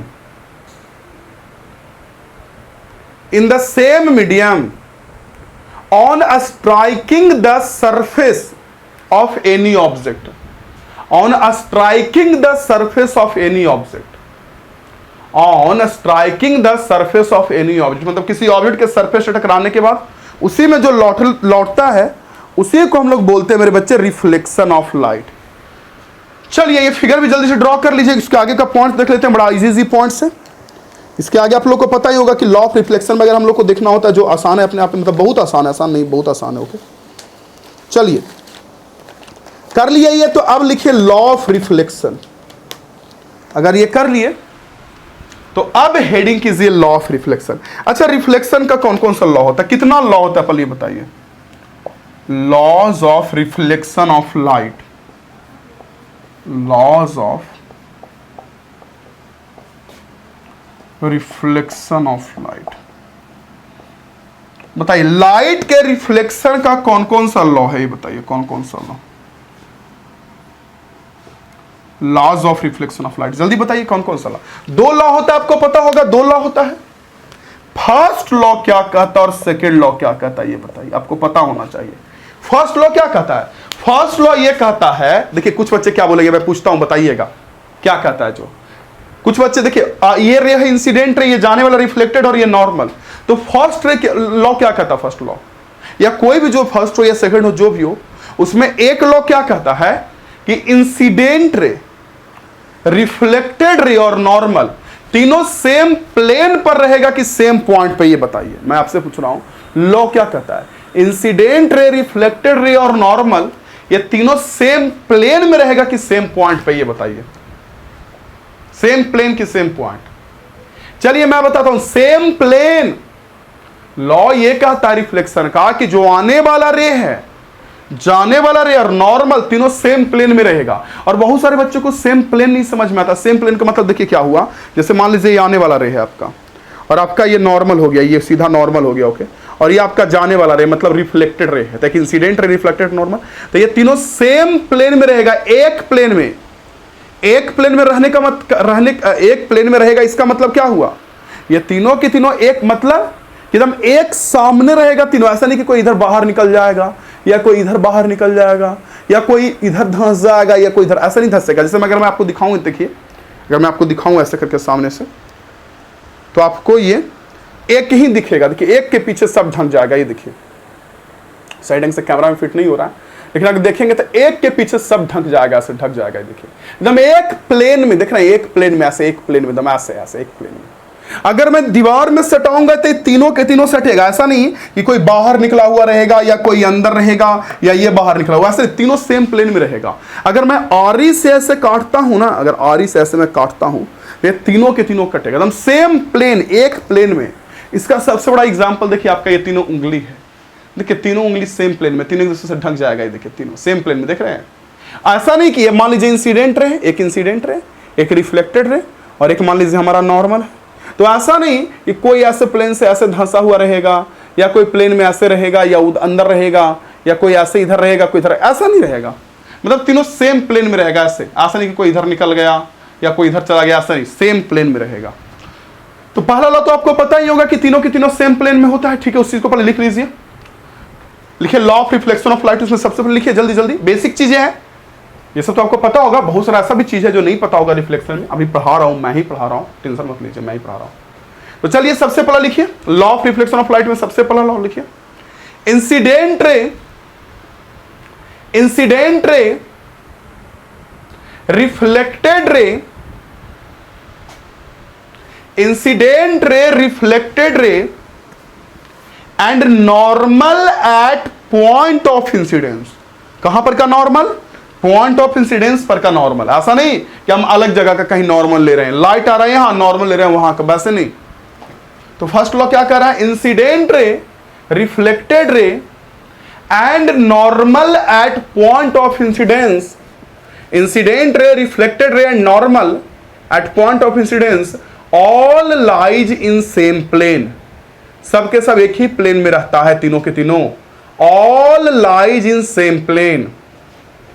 और दूसरा पॉइंट, सेकंड पॉइंट, दूसरा लॉ तो पता ही होगा कि I इक्वल टू आर होता है, जितना I है होता है उतना R होता है, जितना एंगल ऑफ इंसिडेंस होता है उतना एंगल ऑफ रिफ्लेक्शन होता है। लिख लीजिए सेकंड लॉ में, एंगल ऑफ इंसिडेंस, नीचे लिखिए सेकंड लॉ 2 नंबर में, angle of incidence is equal to angle of reflection, जितना I उतना R। क्लियर? लिख लीजिए I इक्वल टू R, नीचे लिख लीजिए I इक्वल टू R। तो ये हुआ हमारा रिफ्लेक्शन का 2 लॉ। कुछ क्वेश्चन करें क्या? ना ना ना, अगर आपका आज्ञा हो तो कुछ क्वेश्चन करें क्या? जी सर करिए। चलिए कुछ क्वेश्चन करते हैं, देखते हैं आप लोग कितना तेज है, जो पता चल जाएगा यहीं से आप लोग कितना तेज हैं, या झूठ मूठ कहते हैं कि हम तेज हैं। कुछ क्वेश्चन करते हो क्या? चलिए पहला क्वेश्चन आपके सामने दिखेगा, बताइए क्या लगता है, या क्लास असाइनमेंट निकालिए, या तो क्लास असाइनमेंट निकालिए, या पहला क्वेश्चन आपके सामने दिखेगा, बताइए क्या लगता है। फर्स्ट क्वेश्चन ट्राई कीजिए, क्या कह रहा है फर्स्ट क्वेश्चन में। ऑप्शन बताइए क्या लगता है आपको आंसर। इन सब ऑप्शन जो आपको दिख रहा है, इन सब ऑप्शन में क्या लगता है आपको आंसर क्या होना चाहिए? बताइए बताइए बताइए। सोचिए पहले, आप लोग सोचिए और आप लिख के रखिए कॉपी में, मैं बताता हूं। देखिए क्वेश्चन पहले पढ़िए बढ़िया से, क्या कह रहा है। क्वेश्चन में कह रहा है कि हमारे पास कोई प्लेन वगैरह सरफेस है, प्लेन मिरर जो भी है, इस पे लाइट गिरा, तो लाइट गिरा तो गिरने वाला लाइट, इंसिडेंट लाइट जो है, इंसिडेंट लाइट आया तो इंसिडेंट लाइट सरफेस से 30 डिग्री बना रहा है। देखिए सरफेस से 30, मिरर के सरफेस से 30, बात नहीं बदलिएगा अब, मिरर के सरफेस से 30, तो लाइट ऐसे आएगा तो ऐसे जाएगा। तो कह रहा एंगल ऑफ रिफ्लेक्शन का वैल्यू कितना होगा, ये देखिए R का वैल्यू, ये देखिए ये कह रहा है कि angle of reflection means R का वैल्यू कितना होगा। लाइट आया और लाइट सरफेस से, इससे देखिए, इससे लाइट आया और लाइट सरफेस से बना रहा है हमारा 30 डिग्री, ये देखिए लाइट सरफेस से हमारा बना रहा है 30 डिग्री, देखिए। तो सरफेस से अगर लाइट हमारा 30 डिग्री बना रहा है तो R की वैल्यू कितनी होगी, एंगल ऑफ रिफ्लेक्शन कितना होगा, ये पूछा जा रहा है। कुछ लोग तो 30, भाई ये 60 होगा, क्यों? I नहीं ना 30 है।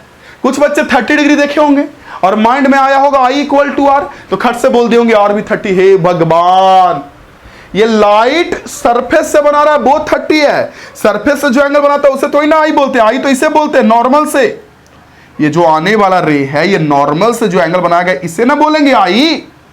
तो I, अब देखिए दोनों 90 डिग्री पर होता है, 90 डिग्री पे सरफेस पे नॉर्मल होता है, परपेंडिकुलर, टोटल 90, तो I निकालेंगे तो ये 30, तो ये बचा हुआ 60 ना हो जाएगा, टोटल 90, तो ये टोटल 90, ये 30 तो बचा हुआ 60 ना।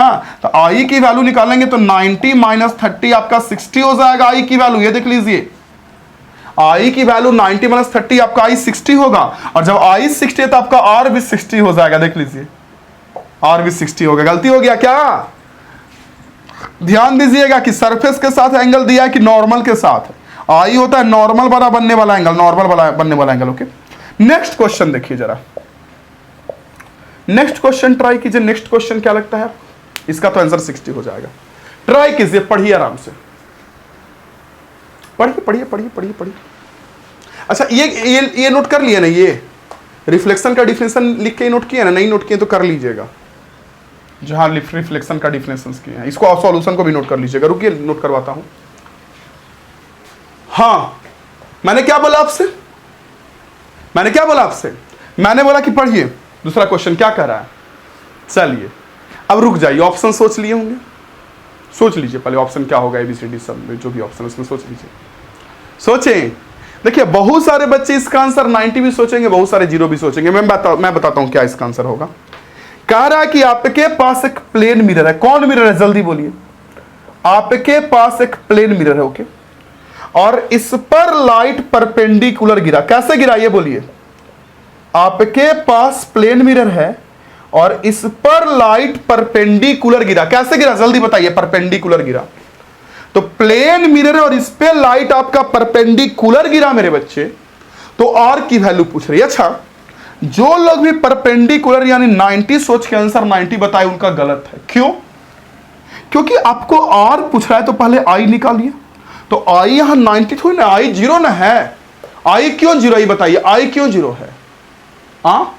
क्योंकि आई कहलाता है नॉर्मल के साथ बनने वाला एंगल। तो ये आपका प्लेन मिरर है और नॉर्मल होगा सरफेस पे परपेंडिकुलर, हाँ या ना? आपका ये प्लेन मिरर है और नॉर्मल होगा सरफेस पर, देखिए नॉर्मल होगा सरफेस पर परपेंडिकुलर, यस और नो? जी सर, नॉर्मल होगा सरफेस पर परपेंडिकुलर, ये देखिए नॉर्मल होगा सरफेस पर परपेंडिकुलर। और इंसिडेंट रे भी है सरफेस पर परपेंडिकुलर, ये देखिए नॉर्मल भी सरफेस पे परपेंडिकुलर और इंसिडेंट रे भी सरफेस पर परपेंडिकुलर। तब आई की वैल्यू 0 ना हो गई। आप नॉर्मल जो आप आई लेते हैं वो किसके, नॉर्मल के साथ, इसके साथ ना एंगल लेते हैं। तो नॉर्मल भी है और रे भी आ रहा है ऐसे, तो इन दोनों के बीच का एंगल 0 ना हो गया, तो आई की वैल्यू 0 हो गई। तो आई अगर 0 है तो आर भी आपका 0 हो जाएगा। कहां गलती कर दी है ये बताइए। चलिए, तो एक काम कीजिए, इस फिगर को नहीं ड्रॉ किया तो पहले ड्रॉ कर लीजिए उस फिगर को, डिफिनीशन जो लिखे उसके बाद मैंने लॉ ऑफ रिफ्लेक्शन बताया। इन दोनों क्वेश्चन का सॉल्यूशन भी नोट कीजिए, मैं साइड हटता हूं। और अगला क्वेश्चन देखिए, इन दोनों को नोट कीजिए और नोट करने के बाद अगला क्वेश्चन देखिए, ट्राई कीजिए नेक्स्ट क्वेश्चन। ओके, किए ट्राई। क्या कह रहा है क्वेश्चन में ये बताइए, क्या लगता है आपको? बताइए बताइए, आप बताइए भाई, आप ही बताइएगा ना, आप ही के बताने से पूरा दुनियादारी चलेगा। ऐसा थोड़ी ना कि हम बता देंगे तो आप सीख जाएंगे, फिर बोलेंगे हाँ सर आप बताएंगे तभी ना सीखेंगे सर। मैं बताऊंगा, खुद से नहीं दिमाग लगाएंगे तो कभी नहीं सीख सकते हैं। खुद से मेहनत तो करना ही, सेल्फ स्टडी जितना कीजिएगा, चीजों को बैठकर सोचिएगा, उतना ही आप बेहतर बनिएगा, उतना ही आप बढ़िया बनिएगा। चलिए मेरे बच्चे बताइए मुझे, चलिए चलिए चलिए चलिए चलिए, देखिए क्वेश्चन में क्या कह रहा है। क्वेश्चन में आपको 4 फिगर दिया हुआ, ये देखिए। पहला दिया है प्लेन मिरर का, दूसरा दिया है कॉन्वेक्स मिरर का, ये मिरर देखिए कॉन्वेक्स का, पहला प्लेन दूसरा कॉन्वेक्स। अगला जो है हमारा बच्चे प्लेन कॉन्वेक्स के बाद नेक्स्ट में जो है नंबर 3 में नंबर 2, ये कौन सा नंबर 3 में मिरर बताइए? नंबर 3 में जो है आपको ट्रांसपेरेंट ग्लास स्लैब दिया हुआ है, इस तरीके से पारदर्शी, जो आर पर दिखे जिसका। और नंबर 4 में काफी रफ सरफेस है, काफी रफ है से। कह रहा है कि किसके लिए लॉ ऑफ रिफ्लेक्शन सही होगा, मतलब कौन जो है वो रिफ्लेक्शन के लॉ को फॉलो करेगा, यही क्वेश्चन में कह रहा है ना। रिफ्लेक्शन के लॉ को फॉलो करने का मतलब क्या हुआ ये बताइए। पहले तो मुझे ये बताइए कि रिफ्लेक्शन के लॉ को फॉलो करने का मतलब क्या हुआ। पहला तो ये कि आने वाला रे, जाने वाला रे और नॉर्मल तीनों प्लेन में होगा। पहला तो यही ना हुआ कि इंसिडेंट रे, रिफ्लेक्टेड रे और नॉर्मल तीनों प्लेन में हुआ, तीनों प्लेन में होगा। दूसरा पॉइंट क्या हुआ कि आई इक्वल टू आर होना चाहिए, तभी बोलेंगे रिफ्लेक्शन का लॉ। क्या लगता है आपको कौन चारों में फॉलो कर रहा है, कौन ऑप्शन सही होगा एबीसीडी बताइए। देखिए मैं बताता हूं, कुछ बच्चे क्या सोचेंगे, कुछ बच्चे सोचेंगे कि सर आज के पहले जब कभी भी हम लॉ ऑफ रिफ्लेक्शन पढ़ते थे, आज के पहले जब कभी भी हम लोग लॉ ऑफ रिफ्लेक्शन पढ़ते थे तो उसमें हम प्लेन मिरर का सिर्फ फिगर ड्रॉ करते थे, यानी कि प्लेन के लिए सिर्फ सही है। चलो ये तो पता है कि प्लेन के लिए सही होगा, मैं सबका बात रखता हूं, टेंशन मत लीजिए। क्यों? क्योंकि आने वाला रे, जाने वाला रे और नॉर्मल तीनों एक प्लेन में होगा और आई इक्वल टू आर भी होगा, तो नो डाउट ये तो यहां होना ही होना है। कुछ बच्चे पढ़े होंगे और बढ़िया से, तो उनको याद आएगा कि यस मनीष सर हम इसके लिए भी देखे थे सर, कॉन्वेक्स मिरर में भी देखे थे कि लाइट आएगा और ऐसे हमारा लाइट चला जाएगा सर, लाइट आएगा लाइट जाएगा, तो इसके लिए भी हम पढ़ें कि आई इक्वल टू आर होगा और तीनों सेम प्लेन में होगा। अगर इधर लाइट ऐसे आता है सर इधर, तो इधर जाएगा सर, और यहाँ पे नॉर्मल ऐसे खिंचाएगा, ये देखिए इंसिडेंट रे, रिफ्लेक्टेड, नॉर्मल, यहाँ भी तो आई इक्वल टू आर होगा सर। तो ये भी बच्चों को याद होगा। दूसरा पॉइंट भी कि सर ये भी फॉलो करता, चलिए हाँ ये भी फॉलो करता, सेकंड भी। थर्ड में आते हैं मेरे बच्चे, तो कुछ बच्चे 1 2 को बताएंगे, कुछ बच्चे क्या बोलेंगे, बहुत समझदार होंगे तो पता नहीं क्या बोलेंगे, वो बोलेंगे सर 4 तो नहीं फॉलो करता क्योंकि 4 काफी रफ सरफेस है। बताऊं सर सच, ये भी फॉलो करेगा। खुरदरा सरफेस है तो भी फॉलो करेगा। देखिए कैसे, सुनिए सुनिए सुनिए सुनिए, जब लॉ ऑफ रिफ्लेक्शन आप पढ़ते हैं तो कोई भी जब लॉ पढ़ते हैं ना, तो तो जब तक वहां कंडीशन नहीं ना लिखा रहे तब तक वो आपके सिलेबस के अकॉर्डिंग सही ही होता है। जब कोई लॉ पढ़ते हैं और वहां कोई कंडीशन ना लिखा रहे मतलब वो सही होता है हमेशा। जैसे आप रिफ्लेक्शन का लॉ पढ़ते हैं, रिफ्लेक्शन का लॉ क्या कहता है कि तीनों सेम प्लेन में होगा, I इक्वल टू आर होगा। यही कहता है ना, तीनों सेम प्लेन में होगा, I इक्वल टू आर होगा। तो मेरे बच्चे मेरे बच्चे मेरे बच्चे, मैं आपसे बोल रहा हूं कि क्या वहां कंडीशन लिखा हुआ रहता है कि कब सही होगा और कब सही नहीं होगा? ऐसा नहीं ना लिखा हुआ रहता, वहां कंडीशन हमेशा सही है। ऐसे भी कोई भी लॉ पढ़ते हैं अपने सिलेबस में और वहां कुछ कंडीशन ना लिखा हो तो वो सही ही होता है मेरे बच्चे। चलिए मेरे बच्चे आते हैं इसमें भी लॉ ऑफ रिफ्लेक्शन सही होगा। सर कैसे, समझ नहीं आ रहा। देखिए कैसे सही होगा, समझिए। यहां देखिए, मान लीजिए लाइट यहां से आया, यहां से ऐसे आया, ओके। और देखिए यहां का सरफेस ना मेरे बच्चे, यहां का सरफेस कुछ ऐसे है, कुछ ऐसे। देखिए यहां का सरफेस कुछ ऐसे है, तो इतना ही होगा कि यहां पे नॉर्मल ऐसे होगा, सीधा ऐसे खड़ा नहीं होगा, थोड़ा ऐसे तिरछे होगा, नॉर्मल ऐसे तिरछे ऐसे होगा नॉर्मल। और लाइट आएगा तो जाएगा भी ऐसे, जितने एंगल पे आया, जितने, एक सेकंड, जितने एंगल पे आया जितना होगा आई, एक सेकंड हाँ, जितना होगा आई उतना होगा आर। जितने एंगल पे लाइट आ रहा उतने एंगल पे जाएगा, बात खत्म।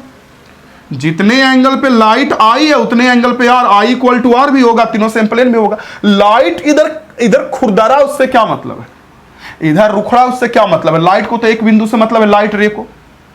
अगर आपका लाइट मान लीजिए यहां भी आता है, मान लीजिए लाइट आपका एग्जांपल के लिए चलिए यहां से ऐसे लाइट आता है, यहां से ऐसे इस जगह पे, तो यहां देखिए सरफेस ऐसे है, तो यहां नॉर्मल ऐसे होगा, लाइट ऐसे जाएगा। क्या मतलब उससे? रिफ्लेक्शन का लॉ है तो सही होगा। न्यूटन्स लॉ पढ़े होंगे या रिफ्लेक्शन का लॉ पढ़ रहे हैं, तो जब तक कंडीशन ना लिखा हो आपके सिलेबस के अकॉर्डिंग तो वहां तो वो सही ही होता है ना। यानी यहां भी सही होगा। लाइट को दो चार बिंदु, लाइट रे को मात्र एक पॉइंट से मतलब है, और वहां आई इक्वल टू आर भी होगा। ज्यादा से ज्यादा देखिए यहां पे, देखिए सरफेस जैसे ऐसे है, मान लीजिए यहां पे सरफेस ऐसे होगी और लाइट यहां से ऐसे इस सरफेस पे आता है। देखिए यहां पे आता है, इस जगह पे, यहां पे सरफेस ऐसे, थोड़ा जूम करके इसको सोचिएगा, यहां पे ऐसे आता है, तो यहां पे नॉर्मल ऐसे खिंचाएगा, क्या दिक्कत है? जितने एंगल पे आया उतने, जितना एंगल आया उतना एंगल आ, जितने पे आया उतना पे जाएगा, बात खत्म। जितना आई उतना आर, जितने एंगल पे आया उतने एंगल पे जाएगा। तो ये भी आपको फॉलो करेगा लॉ ऑफ रिफ्लेक्शन को। हाँ करता है, हाँ करता है। और सर ये तो ट्रांसपेरेंट है सर, ये तो यहां तो रिफ्लेक्शन नहीं होता। बच्चे बोलते हैं हमसे कि सर यहां तो रिफ्लेक्शन नहीं होएगा सर, क्यों? क्योंकि यहां तो रिफ्रैक्शन होएगा सर। क्यों? क्योंकि सर ये तो ट्रांसपेरेंट है सर। हाँ सही है, सही है, सही है, सही है, ये ट्रांसपेरेंट है, यहां रिफ्रैक्शन होगा। तो सर ये तो फॉलो नहीं करेगा। नहीं नहीं नहीं, ये भी फॉलो करेगा। यहां रिफ्रैक्शन तो होगा, रिफ्लेक्शन भी होगा। मैंने क्या बोला? मैंने बोला मेरे बच्चे यहां रिफ्रैक्शन तो होगा, लाइट आएगा ऐसे नॉर्मल है, टकरा के आपका लाइट इधर जाएगा, रिफ्रैक्शन होगा। आपको पता होगा लाइट रिफ्रैक्ट करता है, आता है दूसरे मीडियम में चला जाता है, उसको रिफ्रैक्शन बोलते हैं। लेकिन यहां भी लाइट टकरा के जाएगा। क्यों नहीं जाएगा टकरा के भाई? आपको ये दिखाई कैसे दे रहा है? मैं तो बोला ना कि कोई भी चीज आपको तभी दिखाई देता जब उससे आपको रेडिएशन उससे टकरा के लाइट आपकी आंख तक पहुंचती है। अगर नहीं आएगा तो ये दिखेगा ही नहीं आपको। ये मैं मानता हूं कि यहां रिफ्रैक्शन भी होता है, ज्यादा होता है रिफ्रैक्शन, रिफ्लेक्शन कम होता है, कम लाइट टकरा के लौटता है। लेकिन ये तो बोलना गलत ना होगा कि कुछ भी नहीं लौटता है। आप एनसीईआरटी बुक वगैरह देखिएगा या कोई भी बुक देखिएगा तो उसमें फिगर रहेगा, तो आपको रिफ्रैक्शन रिफ्लेक्शन दोनों एक साथ दिखाया रहता है। आपको देखिएगा बुक निकाल के, आपको पता चलेगा। समझ में आई मेरी बातें? तो कहने का सेंस क्या हुआ? कहने का सेंस ये हुआ कि यहां भी रिफ्लेक्शन होगा और यहां भी फॉलो करेगा, सब सरफेस फॉलो करेगा, क्योंकि लॉ है। तो लॉ है तो ये फॉलो करना ही है। आपको मैं बताऊं, खैर यहां तो ट्रांसपेरेंट सरफेस का पर्सन रिफ्लेक्शन है, तो यहां तो फॉलो करेगा ही करेगा।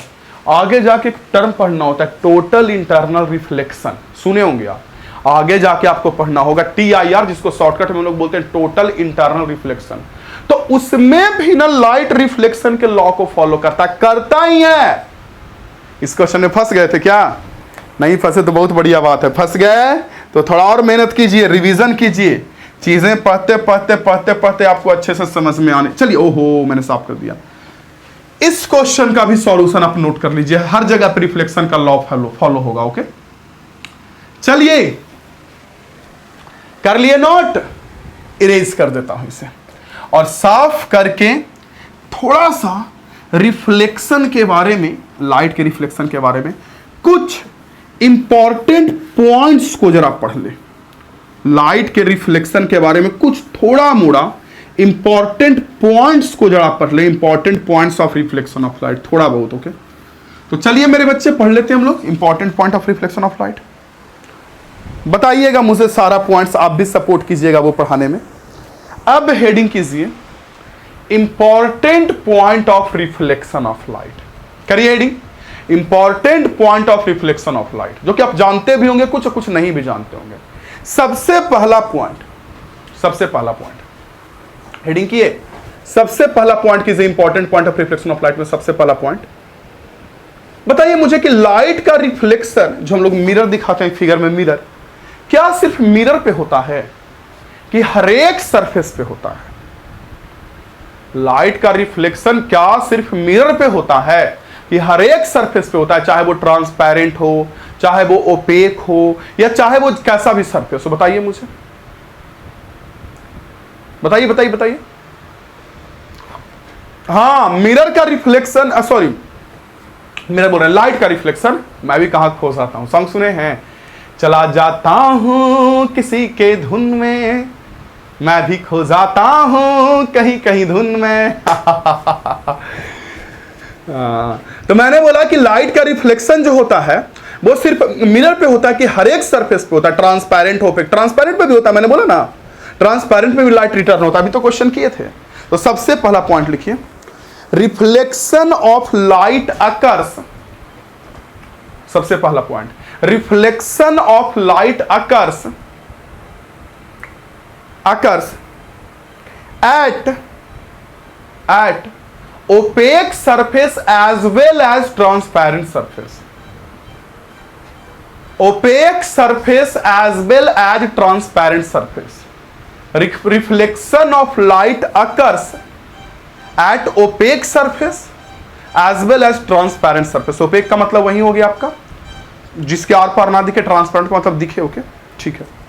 Next point, next important point में, जो लाइट टकरा के लौट रहा है इसे रिफ्लेक्टेड रे बोलते हैं, आपको पता है। तो इस रिफ्लेक्टेड रे का स्पीड, फ्रीक्वेंसी और वेवलेंथ, इन तीनों चीजों पे क्या असर पड़ता है? वो सेम रहता है या बदल जाता है? पहली बात, स्पीड रिफ्लेक्टेड रे का क्या रहेगा? जैसे लाइट एयर में आया 3 × 10⁸ मीटर पर सेकंड से, इतने स्पीड से आपका लाइट आया एयर में। तो अगर इतने स्पीड से आपका लाइट एयर में आ रहा है मेरे बच्चे, तो जो लाइट टकरा के जा रहा है मींस जो रिफ्लेक्टेड रे हमारा, रिफ्लेक्टेड रे, उसका स्पीड क्या रहेगा? सेम रहेगा या अलग अलग रहेगा? ये बताइए। उसका स्पीड सेम रहेगा, इंसिडेंट रे के इक्वल। क्यों? क्योंकि लाइट का स्पीड मीडियम पे डिपेंड करता है, माध्यम पे, मीडियम पे। किस मीडियम में चल रहा है? जैसे ग्लास में चल रहा है तो ग्लास में अलग स्पीड होगा, वाटर में चल रहा है तो वहां अलग स्पीड होगा, एयर में चलेगा तो अलग स्पीड होगा। एयर का स्पीड तो आपको पता ही है। तो अगर लाइट एयर से आ रहा है तो टकरा के भी तो एयर में ही जाएगा ना। तो एयर से आ रहा है, एयर में ही जाएगा, तो मीडियम तो सेम है, तो स्पीड सेम रहेगा, तो स्पीड पे कोई असर नहीं पड़ेगा। अच्छा, फ्रीक्वेंसी पे कोई असर पड़ेगा कि नहीं? नहीं, फ्रीक्वेंसी पे भी नहीं। क्यों? क्योंकि फ्रीक्वेंसी होता है वाइब्रेशन, कि 1 सेकेंड में वेव कितना बार वाइब्रेट कर रहा है, उसे हम लोग बोलते हैं फ्रीक्वेंसी।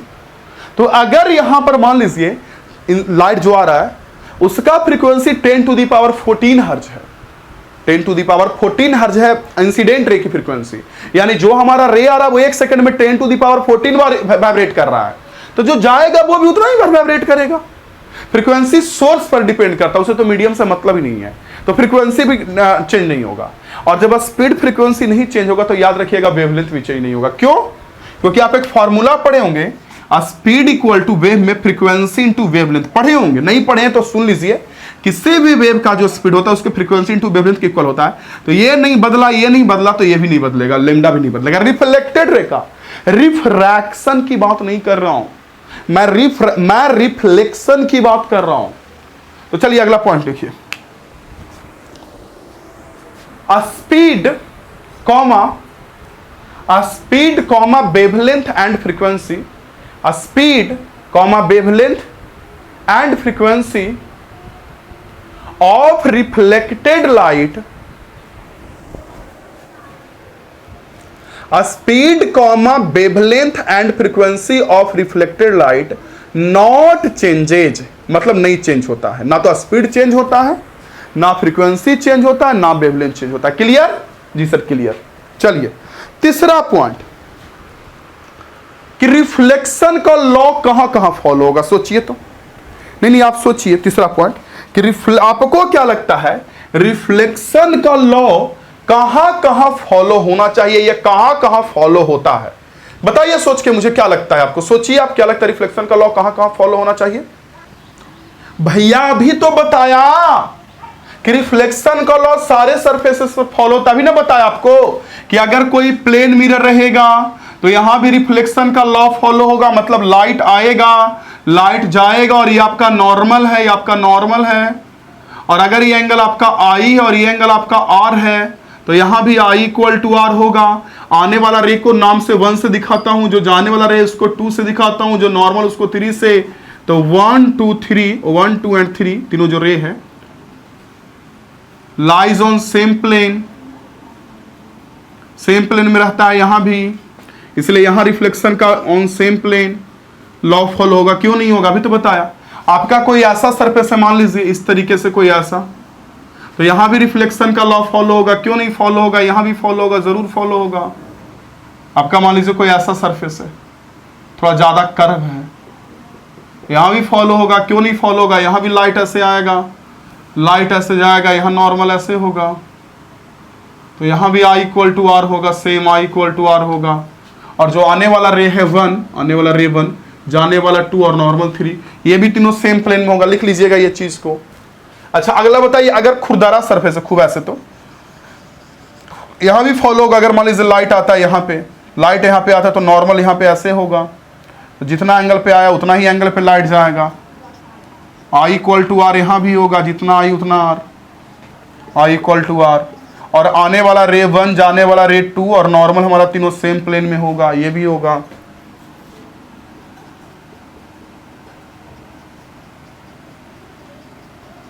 ओके अच्छा, इसके साथ साथ और भी चीजें होंगी। क्या होंगी? बताइए बताइए बताइए। इसके साथ साथ और भी चीजें होंगी। क्या होंगी? आपका अगर कोई ट्रांसपेरेंट सरफेस हो तो यहां भी रिफ्लेक्शन लॉ फॉलो होगा। यहां भी लाइट आएगा ट्रांसपेरेंट पे, ऐसे जाएगा, आपका ये नॉर्मल होगा, ये आपका आई होगा, आपका ये आर होगा, तो यहां भी आई इक्वल टू आर होगा। और ये आने वाला रे 1 2 और 3 सेम प्लेन में होगा। लिख लीजिए। तो अगला पॉइंट लिखिए, नेक्स्ट पॉइंट, जो नेक्स्ट पॉइंट में लिखा रहा था वो लिखिए। Laws of reflection of light, laws of reflection of light follow at all surfaces, follow at all surfaces, सारे सरफेसेस पे फॉलो होता है। ओके और एग्जांपल के लिए चारों एग्जांपल लिख लीजिए। एग्जांपल के लिए एग्जांपल 1 नोट कर लीजिए, ये एग्जांपल 2 सारे सरफेसेस, एग्जांपल 3 और आपका ये एग्जांपल 4 सब सरफेसेस पे फॉलो होगा। चल इसको नोट कीजिए, मैं साइड हटता हूं, नोट कीजिए तो मेरे बच्चे जल्दी से।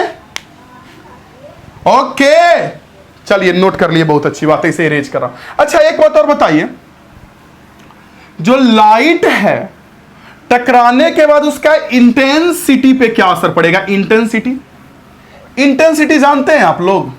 इंटेंसिटी क्या होता है? रिफ्लेक्टेड जो लाइट टकरा के जा रहा है उसका इंटेंसिटी। देखिए फिजिक्स के नजरिए से बोले तो इंटेंसिटी होता है, अगर आप जानते हैं तो सुन लीजिए, यूनिट टाइम में यूनिट एरिया पर गिरने वाला एनर्जी, इंसिडेंट एनर्जी। मैंने क्या बोला? इंटेंसिटी होता है यूनिट टाइम पे यूनिट एरिया पर इंसिडेंट होने वाला एनर्जी को बोलते हैं इंटेंसिटी। लेकिन अगर आपको मान लीजिए नहीं पता है, आप नहीं जानते इंटेंसिटी क्या होता है, तो आप अभी चमकीलापन से समझ सकते हैं, चमकीलापन। तो पहले बताइए कि जो लाइट टकरा के जा रहा है उसका इंटेंसिटी चेंज होगा कि नहीं? इंटेंसिटी, हाँ इंटेंसिटी डिक्रीज हो जाता है। क्यों? एनर्जी लॉस ना होगा। जैसे मान लीजिए कोई सरफेस पे लाइट गिरा, यहां समझिए, यहां लाइट गिरा, टकरा के इधर गया, तो जब यहां लाइट गिरेगा तो यहां कुछ कुछ एनर्जी लॉस ना होता है। मिरर गर्म हो रहा है, उसमें एनर्जी हो गया लॉस, और अगल बगल रेडिएट होता है, इधर का बगल का वातावरण वगैरह भी गर्म हो रहा है, तो आपका इंटेंसिटी लॉस होता है। लिखिए अगला, डिक्रीज होता है। लिखिए अगला पॉइंट, इंटेंसिटी। अच्छा एक चीज और, इंटेंसिटी कमेगा तो एम्पलीट्यूड भी कमेगा। वेव का एम्पलीट्यूड समझते हैं ना, कि अगर कोई वेव ऐसे है, कोई भी वेव ऐसे है, तो इससे हम लोग बोलते हैं एम्पलीट्यूड। आपको पता होगा ये चीजें। इस हाइट को, ये जो हाइट है, सेकंड, इस हाइट को हम लोग बोलते हैं एम्पलीट्यूड। ये देखिए, इस हाइट को हम लोग बोलते हैं एम्पलीट्यूड। एम्पलीट्यूड तो मैंने क्या बोला आपसे, मैंने बोला कि अगर इंटेंसिटी कम रहा इसका मतलब एम्पलीट्यूड भी कम जाता है। 11th में पढ़े होंगे, नहीं पढ़े तो कोई दिक्कत नहीं। अभी मान लीजिए कि इंटेंसिटी कमेगा तो एम्पलीट्यूड भी कम जाएगा। दोनों एक दूसरे का पर डिपेंड करता है, दोनों एक दूसरे पर डिपेंड करता है। अगला लिखिए, अगला पॉइंट 4 नंबर इंपॉर्टेंट पॉइंट में, D number, intensity and amplitude of reflected रे decreases. Intensity and amplitude of reflected रे डिक्रीजेस, यानी जो रे टकरा के जा रहा है उसका इंटेंसिटी और एम्पलीट्यूड दोनों कम जाएगा। अगला पॉइंट जो काफी इंपॉर्टेंट है और बहुत सारे लोगों को पता नहीं है, देखिए क्या, सुनिए अगला पॉइंट क्या है। जो लाइट का रिफ्लेक्शन है ना, वो रेयरर के साथ साथ डेंसर दोनों मीडियम से होता है। रेयरर डेंसर तो आप लोग जानते होंगे, नहीं जानते हैं तो हल्का सा सुन लीजिए, पीछे क्लासेस में पढ़ना था, आप नहीं पढ़े तो। जैसे एयर और ग्लास है, तो एयर को माना जाता है रेयरर मीडियम और आपका जो ग्लास है उसको माना जाता है डेंसर मीडियम, क्योंकि ग्लास में ना लाइट का स्पीड कम होता है। एयर में ज्यादा स्पीड होता है लाइट का, ग्लास में कम होता है, तो ग्लास आपका डेंसर होता है और एयर आपका रेयरर होता है। तो अगला पॉइंट मैंने क्या बोला, मैंने बोला कि जो लाइट का रिफ्लेक्शन है ना, वो आपका रेयरर के साथ साथ डेंसर से तो होता ही है, रेयरर से भी होता है। मतलब देखिए मैं समझाता हूं कैसे, कि आपका ये ट्रांसपेरेंट ग्लास स्लैब है, ओके, बिल्कुल पारदर्शी आर पर दिखने वाला ग्लास कोई स्लैब है जो आर पर दिखेगा इसका। अब क्या होता है, सुनिए मेरे बच्चे, अब क्या होता है कि इस आपका ऊपर एयर है, एयर कैसा मीडियम है, रेयरर, ये रेयरर, ग्लास कैसा है, डेंसर, और नीचे आपका ये रेयरर है, रेयरर, समझिएगा इस चीज को अच्छे से। तो मान लीजिए आपका लाइट गिरा ग्लास पे, किस पे लाइट गिरा हमारे बच्चे, मान लीजिए ग्लास पे गिरा, ओके, ग्लास पे लाइट गिरा, तो हवा से आपका आ रहा था लाइट, आ रहा है हवा से, और ग्लास पे टकराया। तो ग्लास पे टकराने के बाद क्या होगा बताइए, तो सिर्फ रिफ्रैक्शन होगा कि रिफ्लेक्शन भी होगा, ये बताइए। सिर्फ रिफ्रैक्शन होगा कि रिफ्लेक्शन भी होगा, यानी रिफ्लेक्शन भी होगा, आपको अभी पढ़े हैं। यानी यहां भी लाइट टकरा के जाएगा, यहां भी रिफ्लेक्टेड रे ये होगा, देखिए रिफ्लेक्टेड रे। और यहां जो रिफ्लेक्शन हुआ वो किससे हुआ, हवा से तो रे आ ही रहा था, तो ग्लास से टकरा के लौटा नहीं। देखिए हवा से, एयर से तो रे आ ही रहा था, ग्लास से टकरा के लौटा ये रे, यानी कि कहने का मतलब कि ग्लास से टकराने के बाद आपका रिफ्लेक्शन हो गया, यानी डेंसर मीडियम से रिफ्लेक्शन हुआ। लेकिन जानते हैं क्या, अगर ग्लास में जो लाइट आया, ग्लास से हवा में जाएगा तो यहां भी रिफ्रैक्शन होगा, आपको पता है, यहां भी लाइट का रिफ्रैक्शन होगा। लेकिन सच बोलूं तो यहां भी रिफ्लेक्शन होगा, लाइट यहां भी टकरा के लौटेगा। हां, यही तो गेम है कि आपका जब हवा से, देखिए हवा से ग्लास में आया तो ग्लास के सरफेस से टकरा के लौट गया, टिचकुआए। लेकिन अगर आपका लाइट ग्लास से एयर में जाएगा ना, तो यहां जो एयर है ना, एयर हवा, इस हवा से भी टकरा के लौट रहा है। हां, ये मत समझिएगा कि ग्लास ही से टकरा के लौट गया, यहां भी ना, ग्लास में तो यहां ही रहा था, यहां तो डेंसर मीडियम में आ ही रहा है, ग्लास में आ ही रहा है, यहां हवा से टकरा के लाइट लौटा, रिफ्लेक्टेड रही है। देखिए नहीं समझ में आता तो आप इसे ऐसे समझिए, देखिए मान लीजिए ये पूरा का पूरा आपका ग्लास स्लैब है, पूरा का पूरा, और यहां पे कोई लाइट सोर्स रखा हुआ है और इस सोर्स से लाइट निकला, सोर्स से अब, और यहां नॉर्मल है और लाइट यहां टकरा के जाएगा, ये आप जान लीजिए, नीचे एयर है ऊपर ग्लास है, ये ग्लास है नीचे एयर है। तो यहां जो लाइट टकरा के गया उसको क्या बोलेंगे कि किससे टकरा के गया है, ग्लास से। ग्लास से तो नहीं बोलेंगे क्योंकि ये तो ग्लास से आ ही रहा था, ग्लास में तो चल ही रहा है, दूसरे मीडियम से टकरा के लौटता है, तो यहां एयर से, एयर के बाउंड्री से टकरा के लौट रहा है, यानी एयर आपका रेयरर है, रेयरर से भी लाइट टकरा के लौटता है। और साथ साथ मैं आपको यह भी बता दूं, कि जब लाइट डेंसर मीडियम से टकरा के लौटता है ना, तो लौटने वाला जो लाइट है, रिफ्लेक्टेड लाइट, उसका फेज पाई, यानी 180 डिग्री, पाई रेडियन का मतलब 180 डिग्री होता है, आपको पता होगा। तो रिफ्लेक्टेड रे का फेज जो होता है, फेज शायद आप नहीं जानते होंगे, हल्का फल्का पढ़े होंगे फेज, या आगे 11th में पढ़े होंगे तो पता होगा कि जब डेंसर मीडियम से रिफ्लेक्शन होता है तो रिफ्लेक्टेड रे का फेज पाई से बदल जाता है, 180 डिग्री से बदल जाता है, पाई से।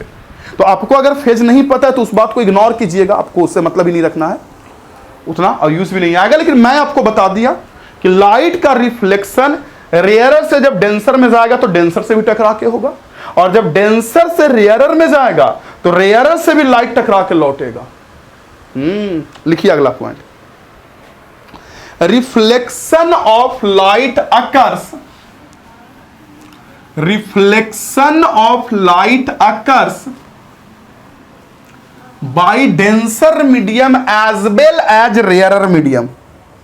Reflection of light occurs by denser medium as well as rarer medium. और इस फिगर को जल्दी से ड्रॉ कीजिए, जल्दी से ड्रॉ कीजिए इस फिगर को। ओके, चलिए अगला पॉइंट लिखिए, last point, last point. Okay, इसको एक दो बार देखिएगा, सोचिए सोचिए कि ग्लास से लाइट आ रहा है, शीशा से लाइट आ रहा है, और टकरा के लौटा तो शीशा से लौटेगा नहीं, यहां हवा का जो सतह मिला उससे टकरा के लाइट लौट जा रहा है। अगला पॉइंट, नेक्स्ट पॉइंट लिखिए, अगला point, when ray of light reflected by denser medium, when ray of light reflected by denser medium, then phase of reflected ray, changes by pi, जो पाई ऐसे होता है ना, पाई सैंबल 3.14 वाला symbol pi, then phase of reflected ray changes by pi. मतलब जब denser medium से reflection होगा तो पाई से हमारा फेज बदल जाएगा रिफ्लेक्टेड रे का। ओके, रेयरर में नहीं बदलता है। वजह आपको इसका आंसर कहां मिलेगा? 11th में। ओके, तो ठीक है स्टूडेंट्स, आपको ये क्लास जरूर समझ में आया होगा और आपसे आशा भी करेंगे कि आपको बहुत बढ़िया से समझ में आया होगा। पढ़ते रहिए, सीखते रहिए, समझते रहिए, और हाँ, क्वेश्चंस वगैरह बनाइएगा, नोट्स आगे मैं क्वेश्चंस करवाऊंगा, नोट्स वगैरह बनाते चलिएगा बढ़िया से, आप उसी से रिवीजन करेंगे। और कोई प्रॉब्लम होगा तो आप मुझसे जरूर पूछिएगा, और इस कोर्स के बारे में अपने दोस्तों को जरूर बताइएगा। मिलते हैं आपसे अगले क्लास में। जय हिंद, वंदे मातरम।